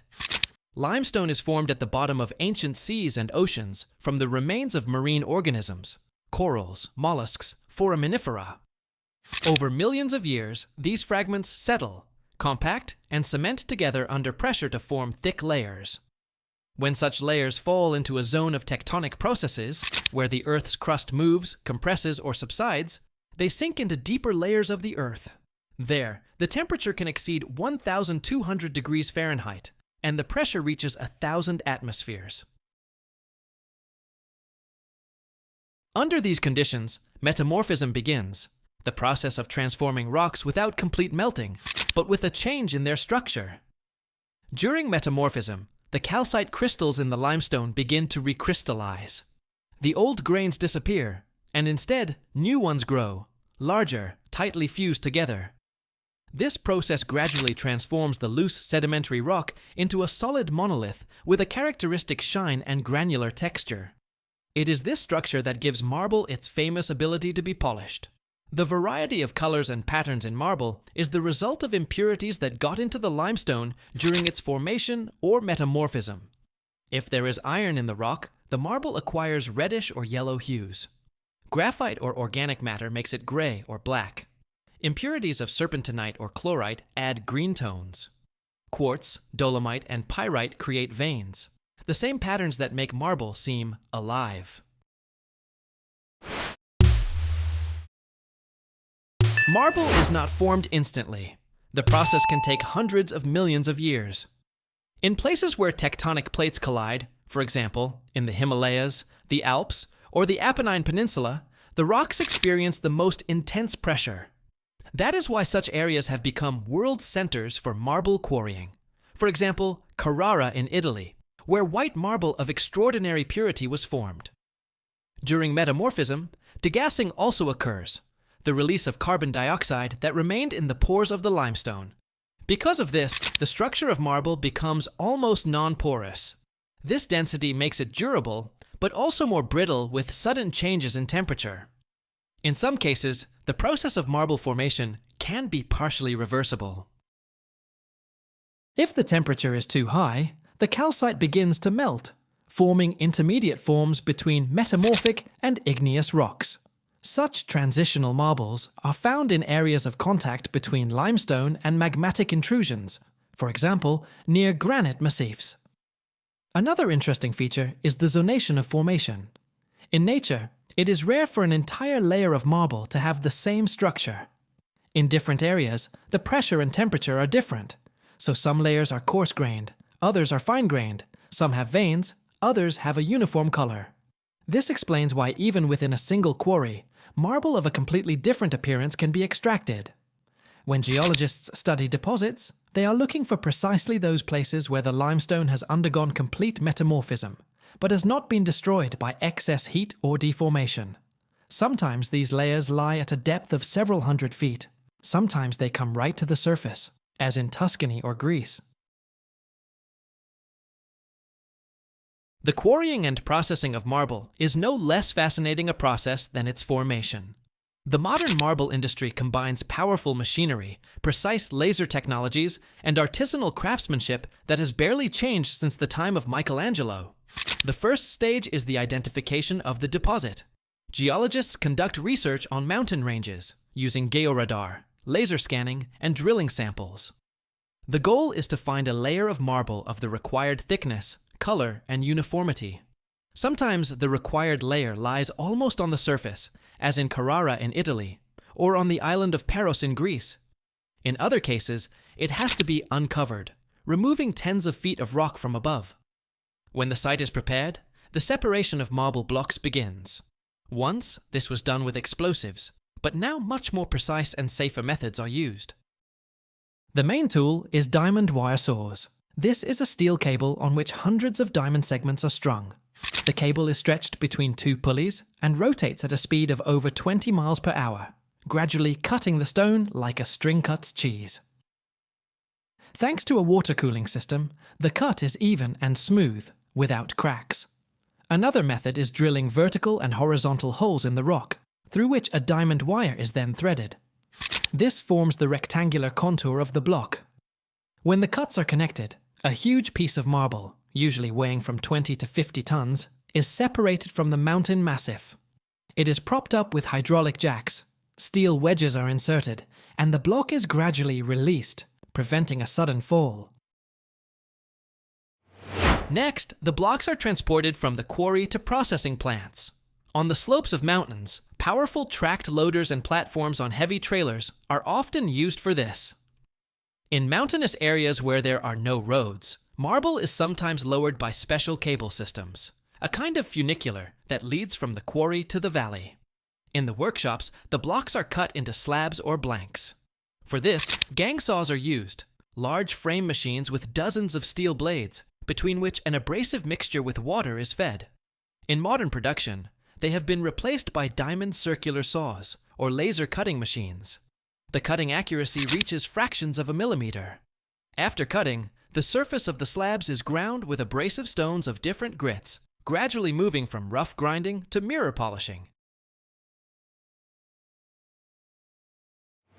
If the marble is intended for architectural projects, it is further strengthened. A thin layer of resin or fiberglass is applied to the backside. This prevents chipping during transportation and installation. For sculptures, such reinforcement is not done. On the contrary, they look for a stone with a uniform texture without microcracks. Polishing is a separate art. It is performed on large machines where a series of round abrasive discs pass over the surface, gradually giving it a deep shine. To achieve a perfect effect, powders of tin or cerium oxide are used. It is they who reveal the structure of calcite, and the marble begins to play with reflected light. After polishing, the marble slabs are marked and sorted by color, pattern, and quality. Part of it is sent for export, another part to workshops for carving, facing, or manufacturing architectural details. Sculptors work with marble much more delicately. They use hand chisels, hammers, and now, pneumatic tools that allow them to carefully remove the stone layer by layer. Even with modern technologies, the art of marble processing remains semi-artisanal. It requires an eye, a touch, and an understanding of how the rock behaves. At the end, the marble products are coated with protective waxes or silicone impregnations, which enhance the shine and protect the surface from moisture. For interior work, softer compositions are used. For facades, water-repellent, UV-resistant ones. Quarries are usually located in mountainous areas that are difficult to reach. To cut blocks weighing from 20 to 50 tons, expensive equipment is needed. Diamond wires, cranes, hydraulic jacks. At the same time, about 30 or 40% of the quarried stone is suitable for commercial use. The rest is cracked or defective blocks that go to waste or are crushed into crumb. Due to the mass and fragility of the slabs, they are transported on special trailers or containers with cushioning. For imported marble, delivery can account for up to 30% of the final price. Imagine construction that's not just strong, but super lightweight, durable, and eco-friendly all at once. That's exactly the revolution that fiberglass rebar represents. a modern material that's gradually replacing traditional steel reinforcement in countries around the world. China is especially aggressive in producing it, a giant controlling a massive chunk of the global market. But what is this secret material that's changing the game? And why does geopolitics play just as big a role here as technology? Let's dig in. Fiberglass rebar consists of reinforcing rods made from a composite material based on fiberglass soaked in special resins. Unlike traditional steel rebar, it's 4 to 5 times lighter, doesn't rust, resists corrosion, and holds up under harsh conditions. Think acid rain, salt spray, and high humidity. To put it in perspective, standard steel rebar weighs close to 1 pound per foot of length, while fiberglass rebar weighs about a quarter pound for the same size. This means it's easier to work with, requires less spending on transportation and installation, which makes construction faster and cheaper. China plays a leading role in global fiberglass rebar production. Factories, located mainly in the eastern and central regions of the country, are equipped with modern pressing, forming, and fiberglass polymerization lines. Chinese companies produce over 500 million pounds of these materials annually, with exports accounting for roughly 60% of total global volume. China's huge advantage lies not only in scale of production, but in price. Thanks to low electricity and resource costs, Chinese products are often cheaper than competitors from the USA and Europe. But this is already triggering intense geopolitical discussions. If you look at the bigger picture, fiberglass rebar has become a real hot potato in global trade. Western countries increasingly face a dilemma: support domestic production with significantly higher costs but less export influence from China, or actively import cheap Chinese rebar, becoming dependent on Chinese materials. This secret aspect is this: China uses fiberglass rebar not only in its own massive infrastructure projects. Through strategic investments in countries across Asia, Africa, and Latin America, Beijing actively promotes this material through its global construction corporations working within the Belt and Road Initiative. This allows China to not only increase its presence in the global construction market, but also strengthen economic influence in regions through control over construction resources. The trend of using fiberglass rebar isn't just about savings or new materials. It's about ecology and safety. Fiberglass rebar is rapidly gaining popularity in the USA, where the number of bridges, roads, and buildings constructed using lightweight composites is growing. Unlike metal, this material doesn't corrode, so infrastructure becomes more reliable and durable. According to reports from the American Association of Building Materials, on average, the cost of construction using fiberglass rebar drops by 20%, and the service life of structures doubles. For young engineers, architects, and entrepreneurs, this means more opportunities for innovation, reduced environmental impact, and industry growth. If you're building a bridge or a high-rise, instead of heavy steel rebar, you use thin fiberglass rods. They can be longer, lighter, and simpler to install. Plus, you don't have to worry that after years, they'll start rusting and causing concrete deterioration. China is already actively using its fiberglass rebar on huge construction sites. In the capital districts of Beijing, Shanghai, and Guangzhou, they're installing new highways and bridge crossings using these materials. Around the world, Chinese companies supply this rebar for projects in the USA, Europe, and Middle Eastern countries, strengthening their technological and economic presence. Everything starts with glass, the raw material for making fiberglass. Glass is made from a mixture of sand, limestone, and soda. These ingredients are sent to large furnace ovens, heated to temperatures of 2,700 degrees Fahrenheit. Here, the mixture melts, forming liquid glass. Then the molten glass passes through special openings called spinnerets, forming thousands of thin threads. These fibers are cooled and collected into bundles. This creates primary fiberglass, thin, flexible, and strong threads. To give the fibers necessary properties, they're treated with a special chemical solution, an organic binder, or silane. This coating ensures strong adhesion between the fiberglass and the polymer matrix that will follow. The treated threads are collected into bundles that can contain thousands of individual fibers. These fibers are oriented parallel to each other for maximum strength. Next comes the main stage, forming the composite matrix. The raw material for this is polymer resins, usually epoxy, polyester, or vinyl, which have high strength characteristics and provide resistance to moisture and chemical effects. The fiberglass bundles are dipped or soaked in the polymer resin solution. The fibers are evenly coated with polymer, and excess is removed so there are no lumps and irregularities. The prepared wet bundles are fed into a special forming line, an extruder. Here the molten composition is pushed through forming openings, giving it the shape of a rod or bar of the required diameter. Then comes an important operation, drawing and polymerization. The finished reinforcing rods are immediately sent for cooling and hardening in special thermal chambers. Here, the polymer matrix solidifies, firmly binding the fibers into a single structure. Size and shape control is very important, so production lines are equipped with automatic calibration systems to ensure the specified diameter and round shape of the rebar. Standard fiberglass rebar diameter can range from 1/4 inch to 1.5 inches, depending on the application. To ensure better adhesion to concrete, the rebar isn't left completely smooth.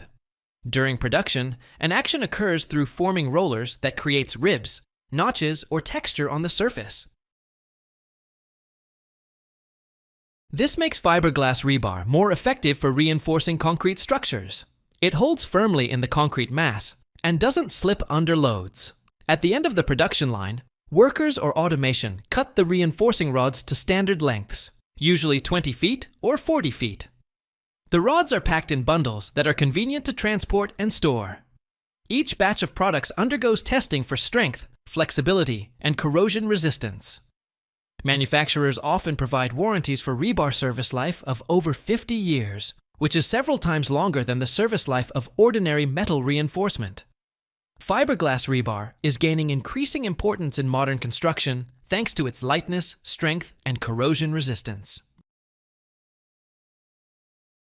Next, you'll see some of the most interesting projects where this innovative material is actively used. Delhi Metro Phase in India, a large-scale metro project where this rebar is actively used to reinforce tunnels and structures. This helps extend the service life of structures and reduce the weight of building materials. Jizan Flood Mitigation Channel, Saudi Arabia, the world's largest project using fiberglass rebar, involving reinforcement of long channels for flood control. Over 11 million meters of fiberglass rebar were used here, designed to ensure high resistance to harsh environments. Muskrat Falls Hydroelectric Project, Canada. Rebar manufacturers supply material for reinforcement that guarantees a long service life for the hydroelectric station, especially in conditions of contact with water and high humidity. Sunshine Skyway Rest Area. Seawall, USA, Florida. Marine structures where fiberglass rebar is the ideal material due to corrosion resistance in salt water. Here it reduces the need for repairs and extends the service life of the walls. Alligator River Bridge, USA, North Carolina. A bridge reinforced with composite rebar to increase durability and minimize the weight of metal structures. Canadian Tunnels. Toronto TTC North Subway Extension. A project where fiberglass rebar helps increase structural flexibility and reduce damage risks during seismic movements. Imagine, every year, the world produces over 108 million cubic meters of particle board, recycling 16 million tons of wood waste that could have just rotted in landfills or been burned. This isn't just a material, it's a recycling revolution, from old packaging, offcuts, and even used furniture to the sturdy foundation for your cabinets, tables, and shelves. And did you know that 25% of this production is already certified as environmentally friendly? In this video, we'll uncover the secrets of this industrial marvel. From giant chippers that swallow logs to hot presses where resin creates a monolith, Find out how waste is brought back to life in the 3-layer sandwich of a perfect board, and why this is the future of sustainable design. Ready for a journey from trash to masterpiece? Don't look away. Every step will mesmerize you.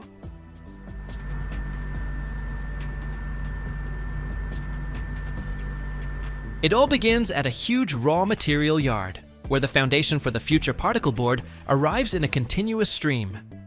This is a place where the idea of rational resource use is brought to life on an impressive scale. Contrary to popular belief, high-quality commercial timber is almost never used for particle board production. Instead, the production philosophy is to give a second life to wood waste, turning what was previously considered a byproduct into a valuable material.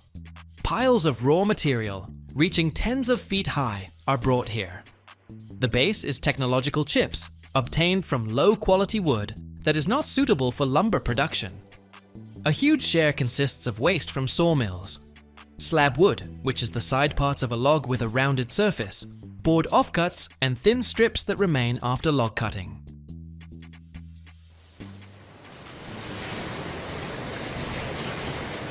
Woodworking waste, such as shavings and sawdust generated at furniture and carpentry factories during planing and milling, is also actively used. A separate and important direction is secondary wood. Old wooden pallets, crates, packaging, and even used furniture, after a thorough cleaning process, get a chance for a new life as part of a particle board. Every batch of incoming raw material undergoes strict incoming inspection, as purity is the key to quality. The first stage of cleaning is the removal of metal inclusions.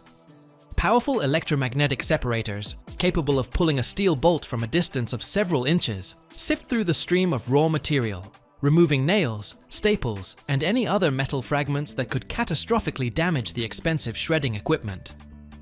Next, the raw material passes through screening systems to remove mineral impurities, sand, stones, and other debris that act as an abrasive and quickly dull the cutting tools.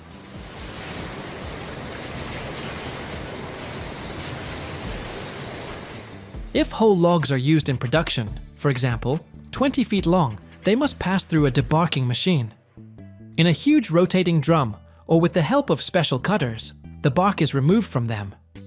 This step is critically important, as bark has a different structure, contains a lot of dirt, and significantly worsens the quality of wood chip bonding, as well as negatively affecting the appearance and strength of the final product.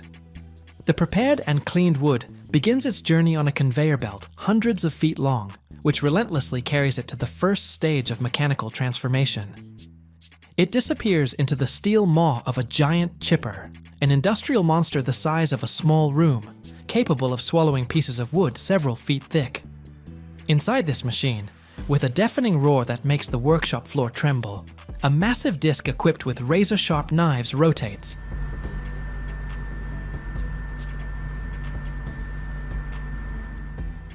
Rotating at a speed of thousands of revolutions per minute, these knives cut into the wood with incredible ease, turning whole pieces into a stream of uniform chips a few inches in size. But this material, despite its uniformity, is only a semi-finished product. The resulting chips are too large, coarse, and non-uniform in shape to create a quality particle board. Their cubic structure would not allow for the creation of a dense and monolithic structure. Therefore, the next step is a finer and more delicate secondary grinding, which takes place in specialized flakers or mills. It is here, in the hum of high-precision equipment, that the very particle that gave the final product its name is born. At this stage, the geometry of the chip becomes crucial, as it is designed with engineering precision.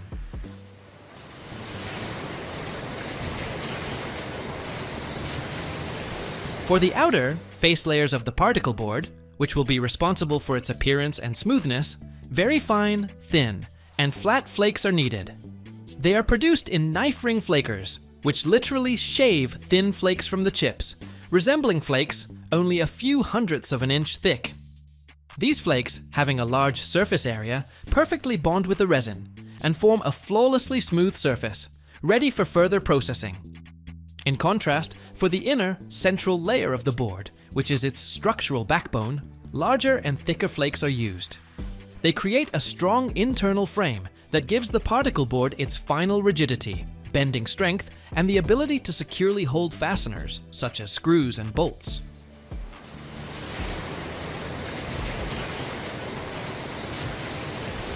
The resulting chip mass has varying moisture content, which is unacceptable for quality bonding. Therefore, all the chips are sent to one of the most important stages, drying. Usually, huge drum dryers are used for this. The chips are continuously fed into a rotating drum, where they are blown with hot air or flue gases. The process is strictly controlled by automation. The final moisture content of the chips must be in a very narrow range, from 2 to 6%. If the chips are over-dried, they will not be properly saturated with glue. If they remain too moist during hot pressing, the excess water vapor can rupture the board from the inside, forming defects. The dried chips are not uniform in size. To create the correct 3-layer structure of the board, they must be sorted. The chip mass passes through a system of mechanical screens or air separators.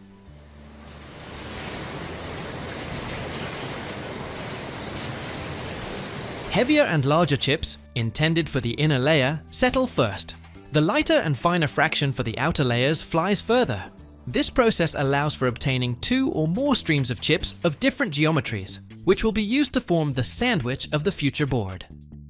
Now it's time for the key component that will turn the loose mass of chips into a monolithic board, the binder. Most often, these are synthetic resins, mainly urea formaldehyde or melamine urea formaldehyde. The sorted chips enter special continuous mixes. Inside them, the resin is sprayed through nozzles, creating a glue mist that evenly envelops each particle of wood. The dosage of the resin is critically important and is usually from 6% to 10% of the mass of dry chips. Along with the resin, other components may be added. The resinated chips, now sticky and ready for bonding, are finally ready to become a board. They are transported to a massive forming machine, where a continuous chip mat is born from the scattered particles. It is here that the engineering magic of creating a 3-layer structure takes place. The forming machine is a complex system that sequentially and with high precision sprinkles chips onto a moving conveyor belt. First, it creates a perfectly even bottom layer, using the smallest fraction of chips. Immediately after this, a much thicker middle layer, consisting of large and strong chips, is laid on this base. Finally, the entire mat is covered with another layer of the fine fraction, creating a mirror image of the bottom layer.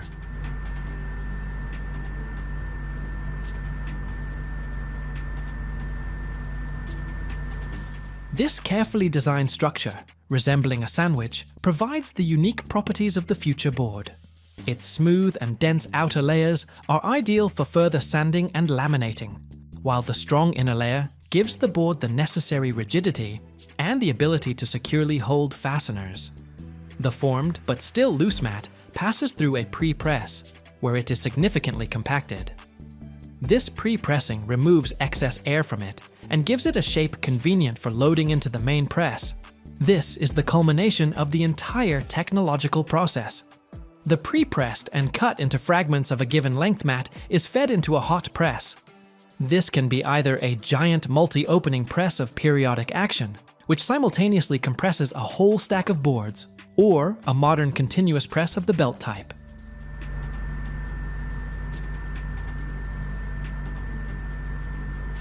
Inside the press, the chip mass is simultaneously affected by 2 powerful factors. Huge pressure, reaching tens of kilograms per square centimeter, compresses the chips, leaving no voids between the particles.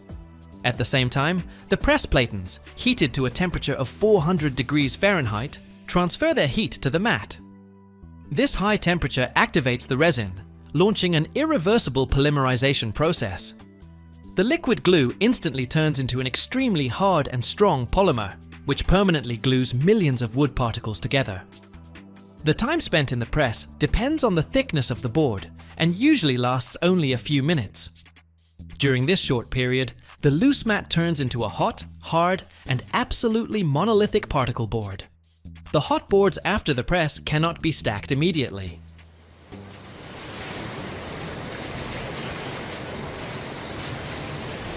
They need to be cooled gradually to relieve internal thermal stresses and avoid further deformation or warping. For this, they are placed in special stair or fan coolers, where they are blown with air for several hours until they are completely cooled and their structure is stabilized. The next step is calibration and sanding, which gives the board a marketable appearance. The boards pass through sanding machines with several heads, where wide abrasive belts remove a thin surface layer, bringing the board to a precise specified thickness and creating a perfectly smooth surface. At the final stage, the large technological boards are cut into standard commercial formats, and their edges are trimmed.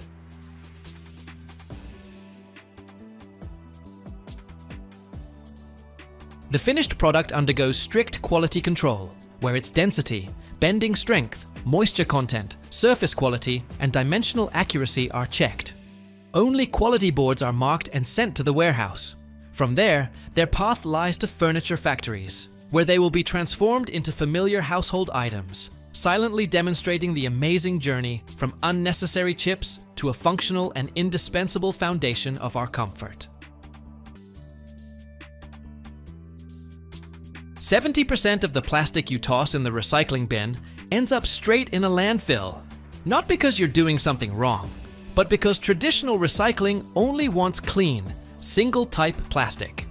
Everything else, dirty packaging, films, toys, shoe soles, not its problem.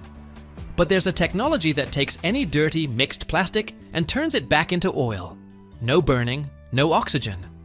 I just visited one of only 25 facilities like this in the entire world, and I'm going to break down exactly how it works.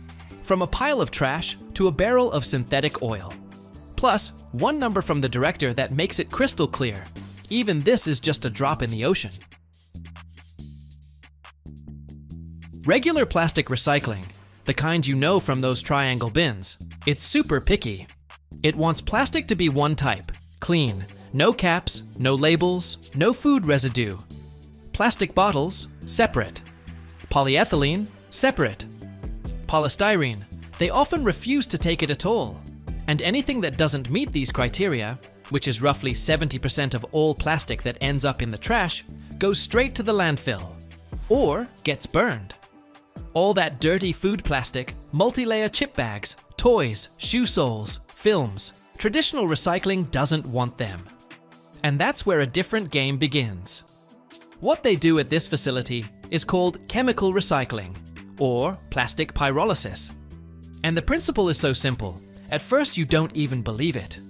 They take plastic and heat it without oxygen to temperatures between 550 and 900 degrees Fahrenheit. At that temperature, the long polymer chains.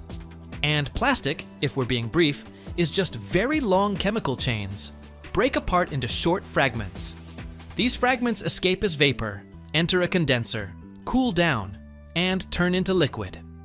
This liquid is pyrolysis oil, or synthetic crude oil. The exact same product that's the starting point for making plastic, gasoline, chemicals. The circle is complete. But the gap between theory and what happens here in practice? Wide as Texas. First problem, raw materials. The plant processes anywhere from 150 to 200 tons of mixed plastic every single day. I saw this pile. It looks like where all your plastic bags, disposable lids, and thermos caps go to die.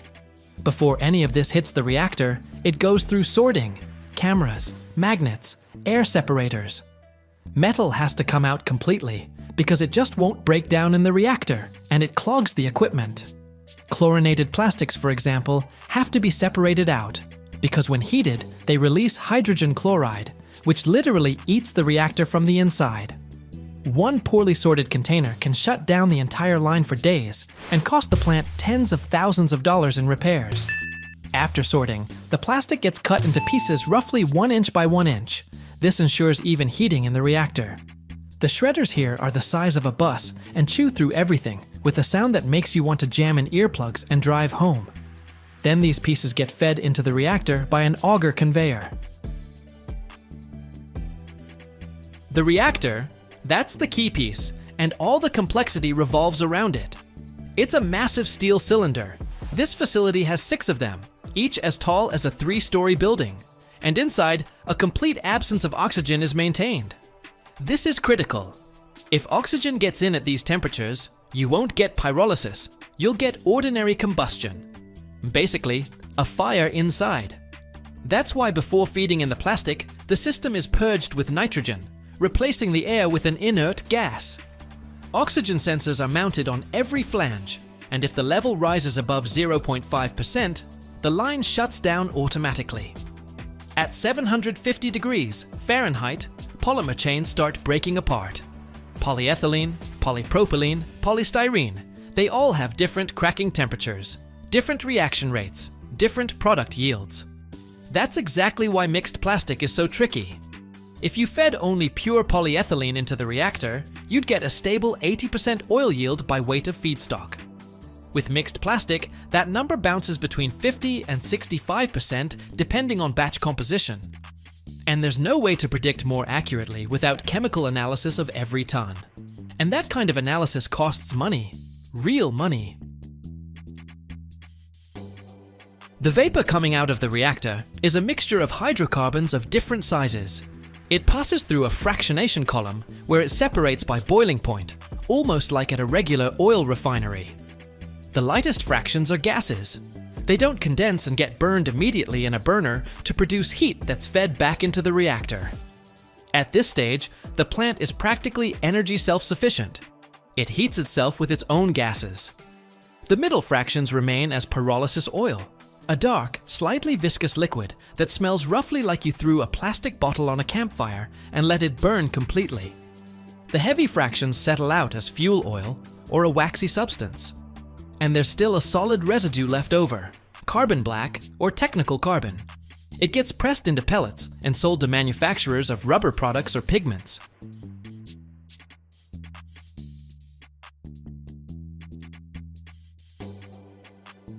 There's another technical hurdle worth explaining: chlorine.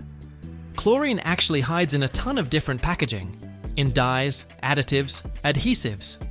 When plastic with chlorine gets into the reactor, the chlorine reacts with water and forms hydrogen chloride, an extremely aggressive acid.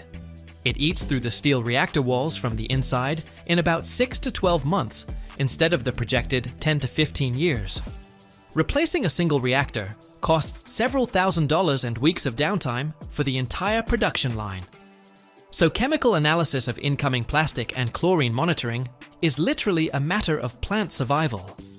While I was walking through the facility, one detail struck me: sensors everywhere. On every pipe, every valve, every welded joint, there are sensors for temperature, pressure, and gas composition. This entire system feeds into a central control room where 3 operators watch screens displaying roughly 300 parameters simultaneously. If pressure in any reactor jumps above the calculated value by more than 5%, an automatic valve releases the excess. If temperature drops below 2.5 degrees, cracking quality decreases and the oil comes out heavier. That's bad.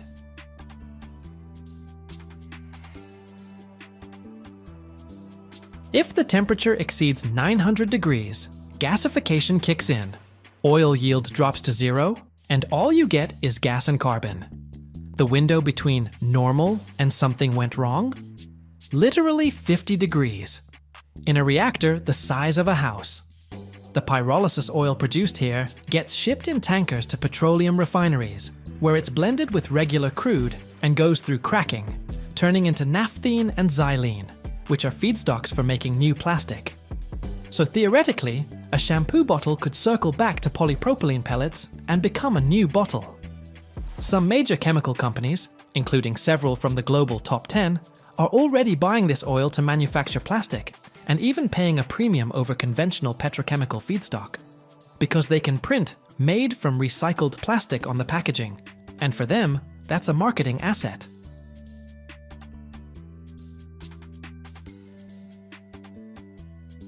The plant director told me straight up that even if they double their capacity and hit 400 tons a day, they'll be processing less than 0.1% of the world's plastic waste stream.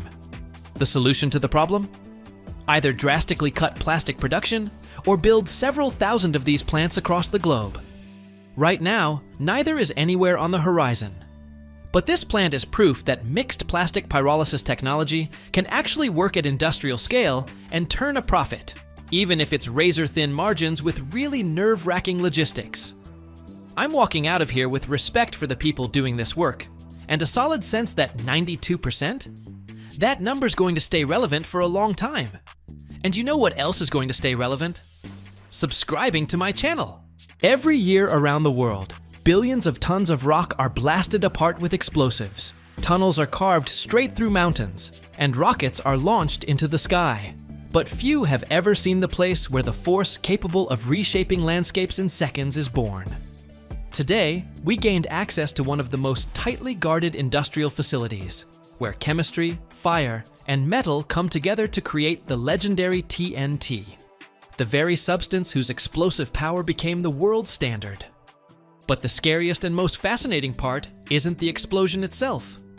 It's how this yellow powder makes its journey from an ordinary liquid to a material that can obliterate a house-sized boulder.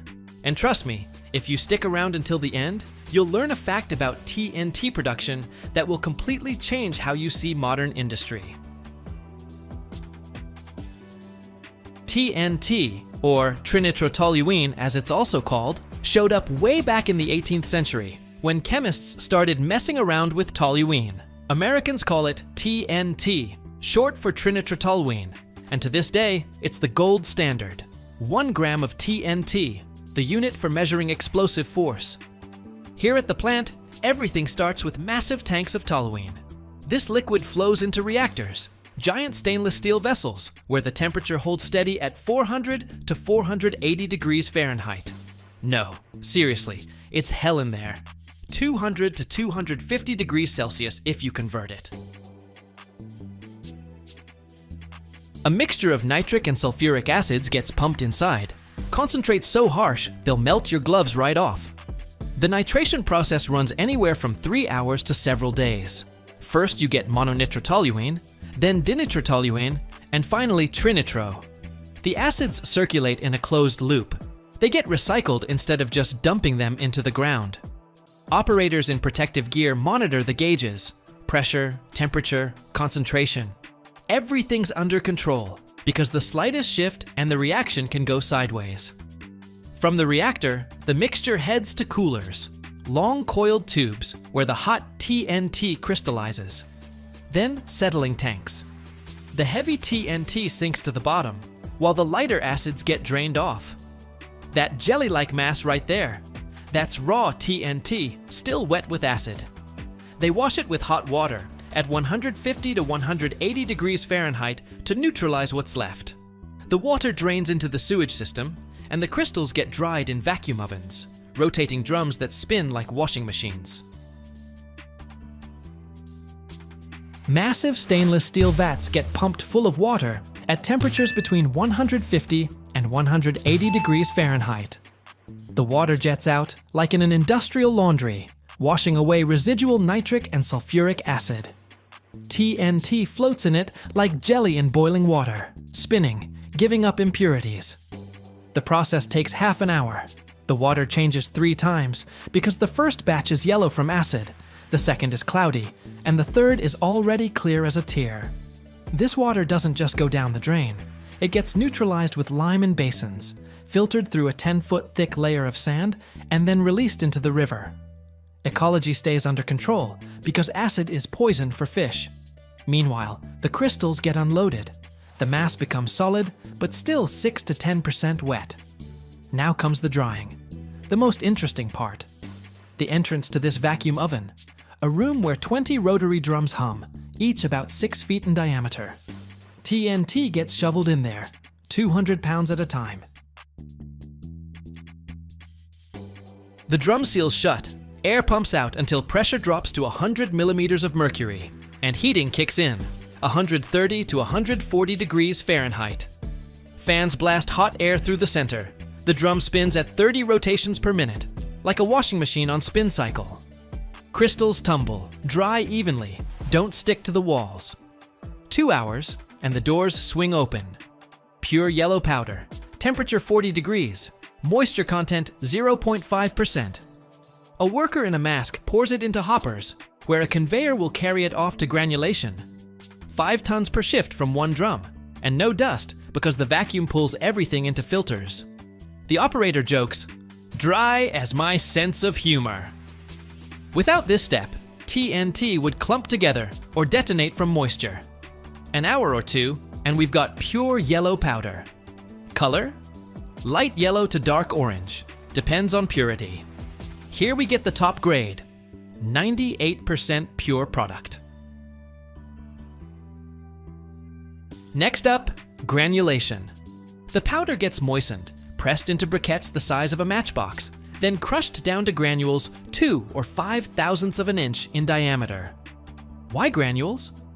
Because the powder's easier to pack, doesn't create dust, and detonates evenly. I peer into the press, a giant machine with pistons pushing 200 atmospheres of pressure, and the briquettes come out hard as rock. Then the grinders, hammer mills where the shafts spin at 6,000 revolutions per minute. Dust gets vacuumed out by ventilation, because breathing in TNT, that's gonna cost you. Now packaging. Granules pour into airtight cardboard boxes weighing 100 pounds each. That's the standard for quarries and the military. Every box gets checked for moisture. No more than 0.70%, otherwise the TNT sweats and becomes sensitive. There are also barrel forms for underwater blasts. There the granules get mixed with paraffin so they don't get wet. Boxes are sealed, marked by lot, and done. Off to the warehouse. From here, TNT ships out to quarries, mines, defense. One box is enough to blast through 200 tons of rock. And then there's friction sensitivity. The cylinder spins for 6 hours, and if it doesn't blow, we're good. Lab techs in masks check purity with a chromatograph. Toluene or acid impurities aren't allowed. Nothing but respect. These people handle explosives like jewelers. Production is massive. 1,000 tons a month, that's millions of pounds. Energy? Electricity from gas turbines, steam from their own boilers. Waste. Acids get regenerated. Toluene gets redistilled. Environment? Filters on a 200-foot smokestack. Wastewater treated until it's clear. Neighbors don't complain. The plant sits 10 miles from the nearest town. Fun fact, TNT doesn't just explode.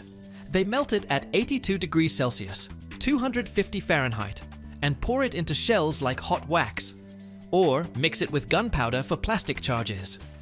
In quarries, 1 ton can shatter rock the size of a 3-story building. In mining, you can't punch through a mile-long tunnel without it.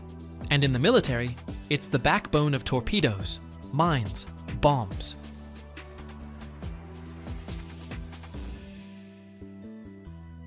You know how much steel came into this plant? Thousands of tons. Reactors made of chrome molybdenum steel, because regular steel just gets eaten alive by acids. I'm standing in the granulation shop right now. Hear that press rumbling? See those granules pouring into bins like golden sand? The air's clean, but it smells like nitrocellulose. Familiar scent if you've ever been to a powder plant. The operator laughs. Don't breathe too deep, or you'll detonate yourself. Joking, obviously. But the discipline? Ironclad. 8-hour shifts. Lunch break with the clatter of spoons on metal trays. Compare that to the old plants. Back then, everything by hand. Women in skirts packing TNT with bare hands. Explosions once a month. Now, robotic arms, sensors, cameras. Evolution. One worker monitors 10 processes from a control panel. And the pay? Competitive. The plant's like a living organism, roaring, churning, producing power. TNT isn't evil, it's a tool. Builds roads, digs mines, defends the country. Without it, no 1,000-foot bridges, no tunnels under mountains.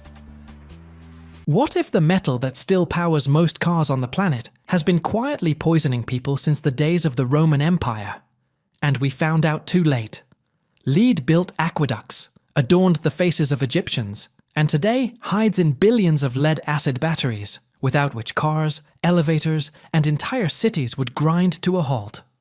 We'll descend into mines where explosives shatter rock, trace the journey of galena to red-hot furnaces, and discover why this metal simultaneously saves infrastructure and destroys health.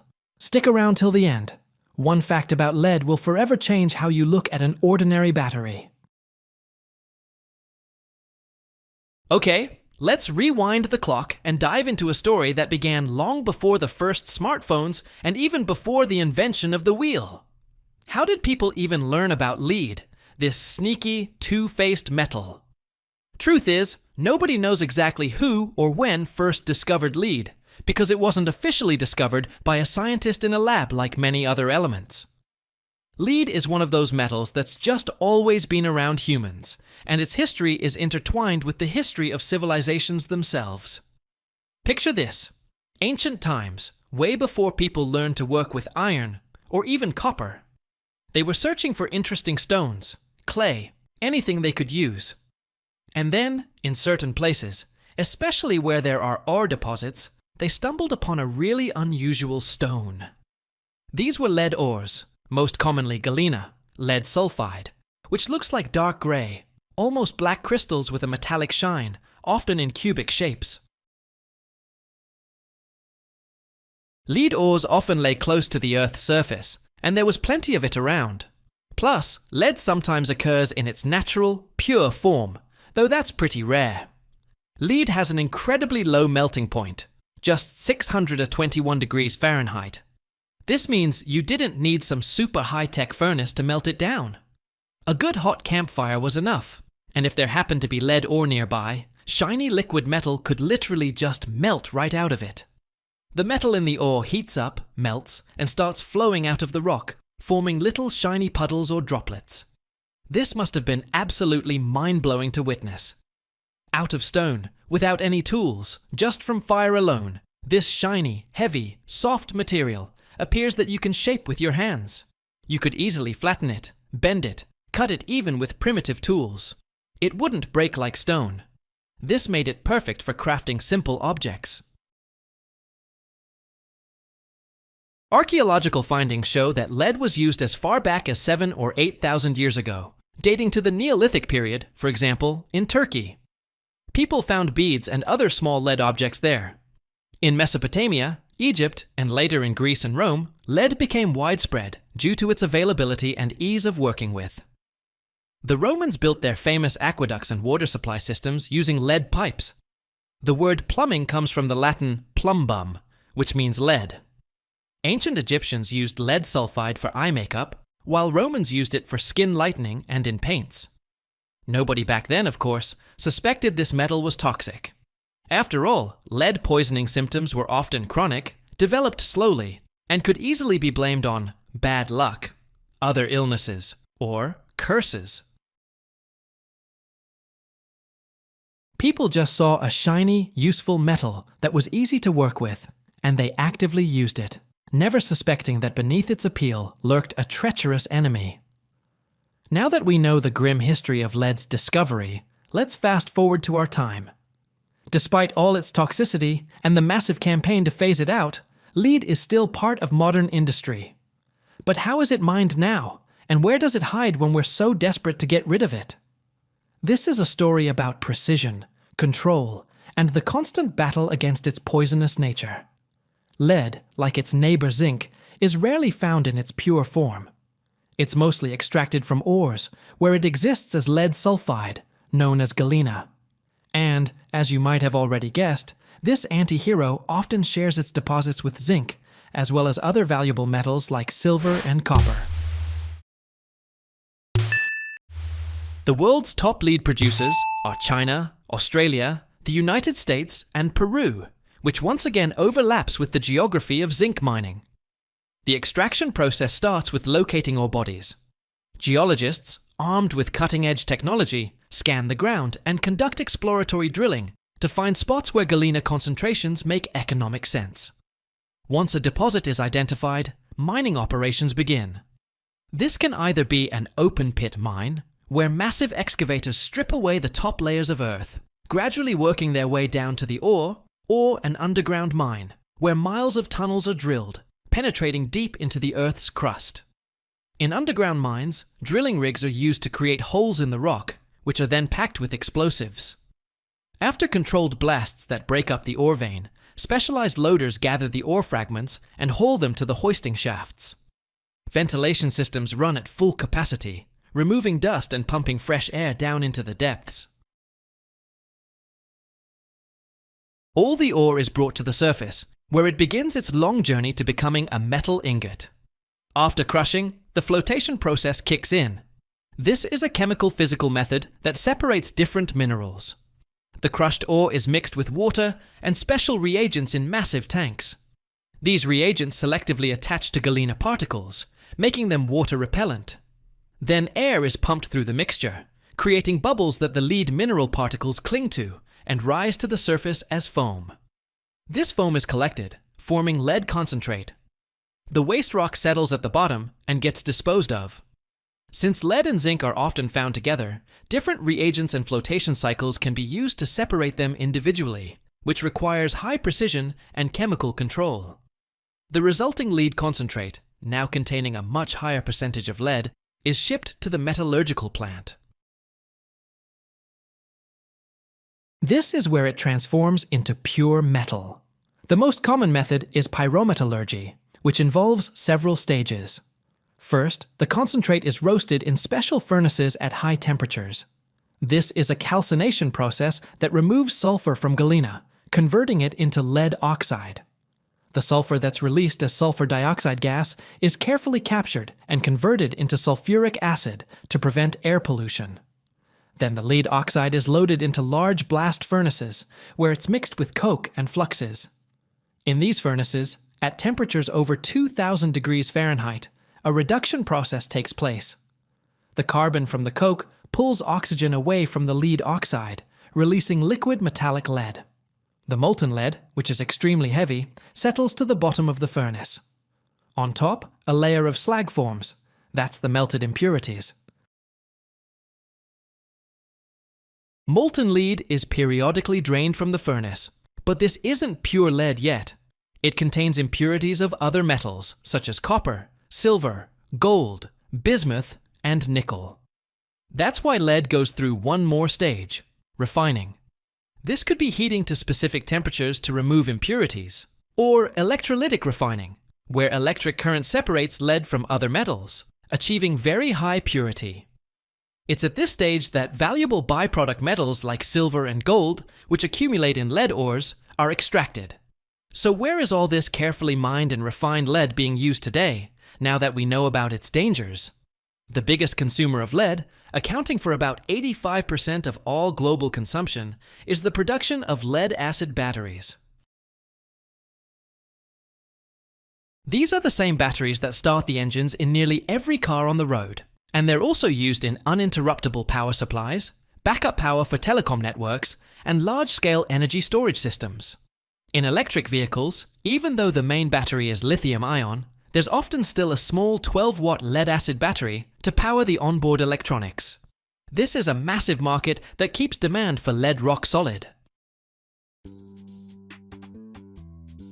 Let me show you something incredible. This is a substance that weighs more than lead, gold, or any other metal on the periodic table. We're in Oregon, at a unique facility where they purify and process osmium. It's the 76th element that most people have never heard of in their lives, and that's a real shame. Osmium